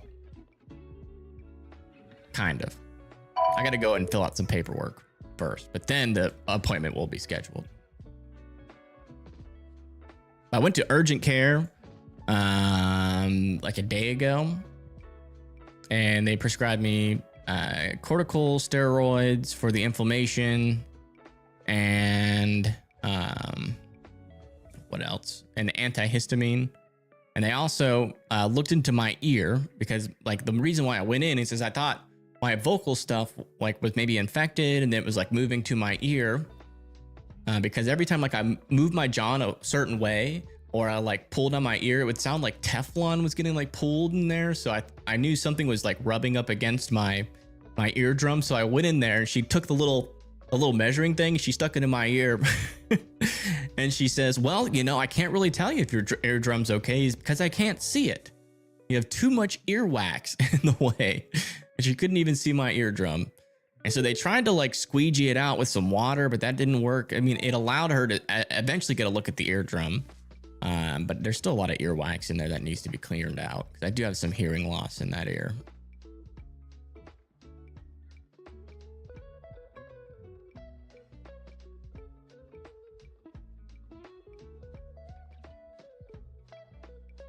What's the closest city to the dust storm?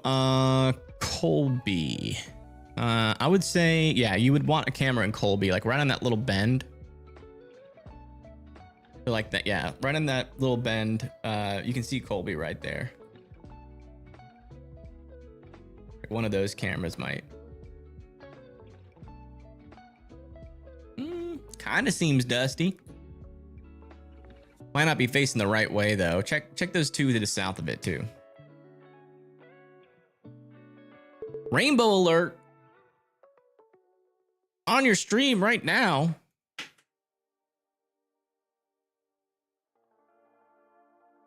Sky Drone Live. Oh my goodness.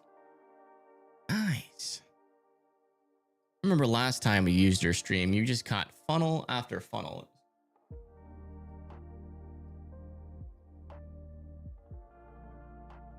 But welcome back, Sky Drone. It's nice to see you again. Hopefully everything's going all right. So this is Sky Drone Live. We've got a rainbow alert. Where is this? Sky Drone. Double rainbow. What? This is in Iowa. I know that.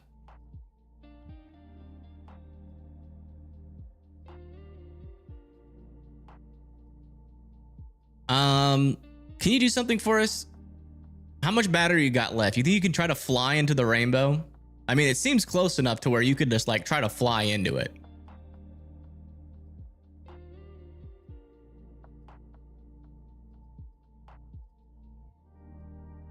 Just saying. That'd be pretty cool. I mean, it's right across the road there. You might be able to capture some gold.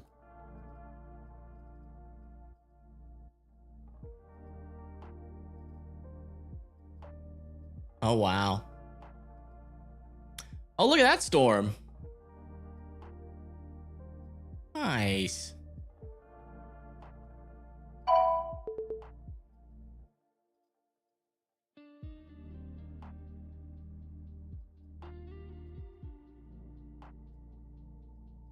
How often do you get to see a rainbow from drone view?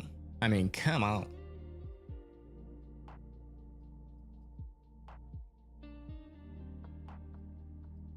Pretty cool stuff. Thank you for letting me know. Let me fix my shirt. It's all rankly. My shirt all rankly. Man, getting some strong winds over here near Prosner.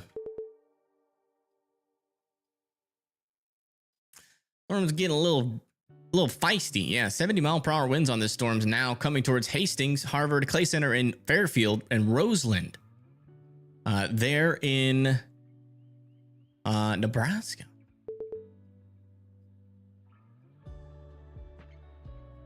You're already in the rainbow?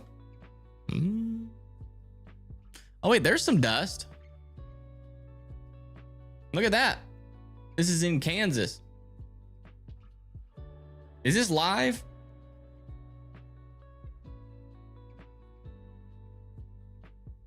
No, I don't think it's possible to get into the rainbow sky drone. I think the closer you get to it, the more it just keeps moving. Oh, wow, look at that rain shaft.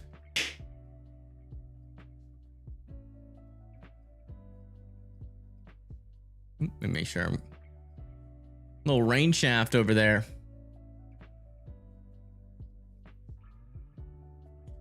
I'm being careful with my voice. I mean, it's not like bad like it was earlier. It's definitely better, but it's still definitely does not have the endurance that I want it to have. So I'm definitely I'm trying to get a recommendation. I have to set up a family doctor and then get a recommendation to an ENT, and that they will hopefully be able to give me some advice on how to fix all that.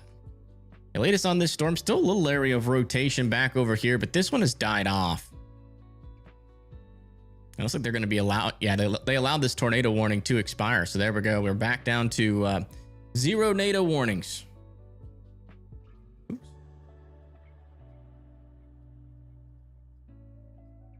That's nice. We like that.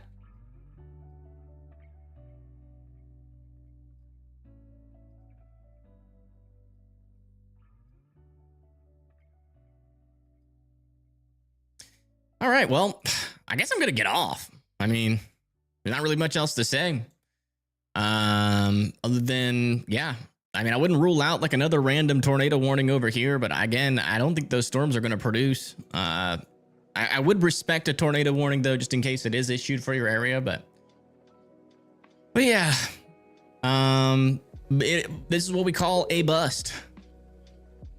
At least in terms of this tornado threat, it is just not going to happen over here, I don't think.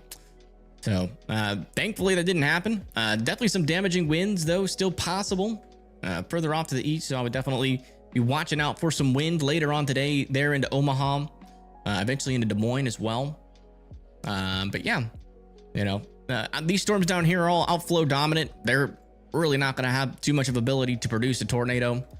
Still wouldn't completely rule out something happening, but it's gonna be a while, and most likely it'll just turn into damaging winds. But I do appreciate everybody tuning in, and I hope you guys have a wonderful rest of your evening. And as always, thank you for joining. And yeah, maybe we go live tomorrow if we get an upgrade tomorrow as well. Wouldn't rule out a little 5% somewhere. This for the folks that are tuning in, by the way. Let's go over that risk real quick for tomorrow in the timing. We do have a marginal risk extending all the way from Mexico up into Canada. And then we've got a slight risk out here for parts of Kansas, Missouri, Iowa, Illinois, Indiana, and Michigan. and a little marginal risk extending from like Georgia all the way up into Massachusetts, Connecticut, New Hampshire, and Vermont. Our risks for tomorrow is a 2% tornado risk from Topeka all the way to Detroit.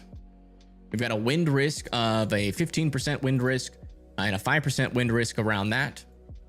Our hail risk is pretty low tomorrow, so not really talking about too crazy of a day yet tomorrow. In terms of our timing, come over here to Radar Omega. In terms of our timing, yeah. Let me get the severe out. Yeah, in terms of our timing, can expect some rain and showers to continue throughout the night. And then as we go into the afternoon tomorrow, we're expecting a little MCS to develop up here. Could have some damaging winds, you know, from Cedar Rapids up there towards Madison, Milwaukee. That actually looks somewhat potent. Look at our wind gusts. Not really. I mean, there's definitely going to be some damaging winds there, here and there on that thing. Maybe get significant. No, not really. I mean, some severe weather will definitely be happening, most likely from like the Butte all the way until the Michigan Lake there, and then some more severe weather down further to the south. Let's go bring this up here. But again, most of these storms are going to be outflow dominant. The tornado risk is going to be pretty low. I actually take back what I said about the 5% tornado risk. Unless like one of these storms can, you know, mature, it's mainly going to be just outflow dominant storms all the way throughout the day.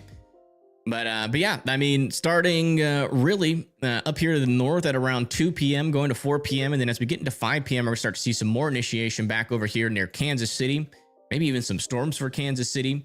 And then these storms push off to the east by around 10 p.m. We have a decent amount of storms all the way from Chicago back over into Kansas City again. And then these storms push off to the east and eventually die near Chicago. And according to our latest HRRR, never actually makes it into Michigan until the next day, which would be the 12th at around 1 p.m. So we'll see if we have to go live tomorrow. I'll be watching it just in case. It seems like a pretty low chance for a live stream, but you know, you never know. Sometimes it's July. You know how it gets in July. Sometimes you get random stuff happening. But yeah, thank you guys so much for tuning in. And I don't think we got many people to raid. Let me see if Connor's live. Maybe we'll raid Connor if he's live, but I don't think he's going to be live. I doubt it.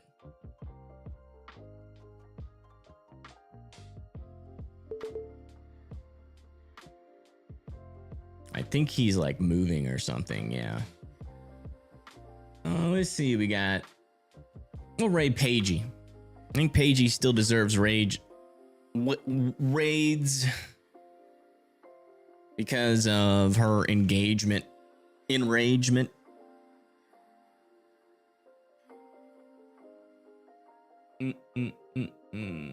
can't I find her? Dang. You know what? We could raid Skydrone live. Yeah, we'll raid Paigey though, because she's actually out there. And thank you everybody for tuning in. I do appreciate it. And you guys have a wonderful rest of your evening. Again, it's always fun to hang out with you guys, as always. And yeah, hopefully tomorrow is quiet as well. You thought she signed off? No, I think she's... Let me just double check. It still says that she's live on my end, but I could be behind.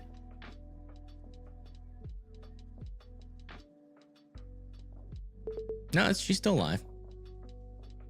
But all right, peace.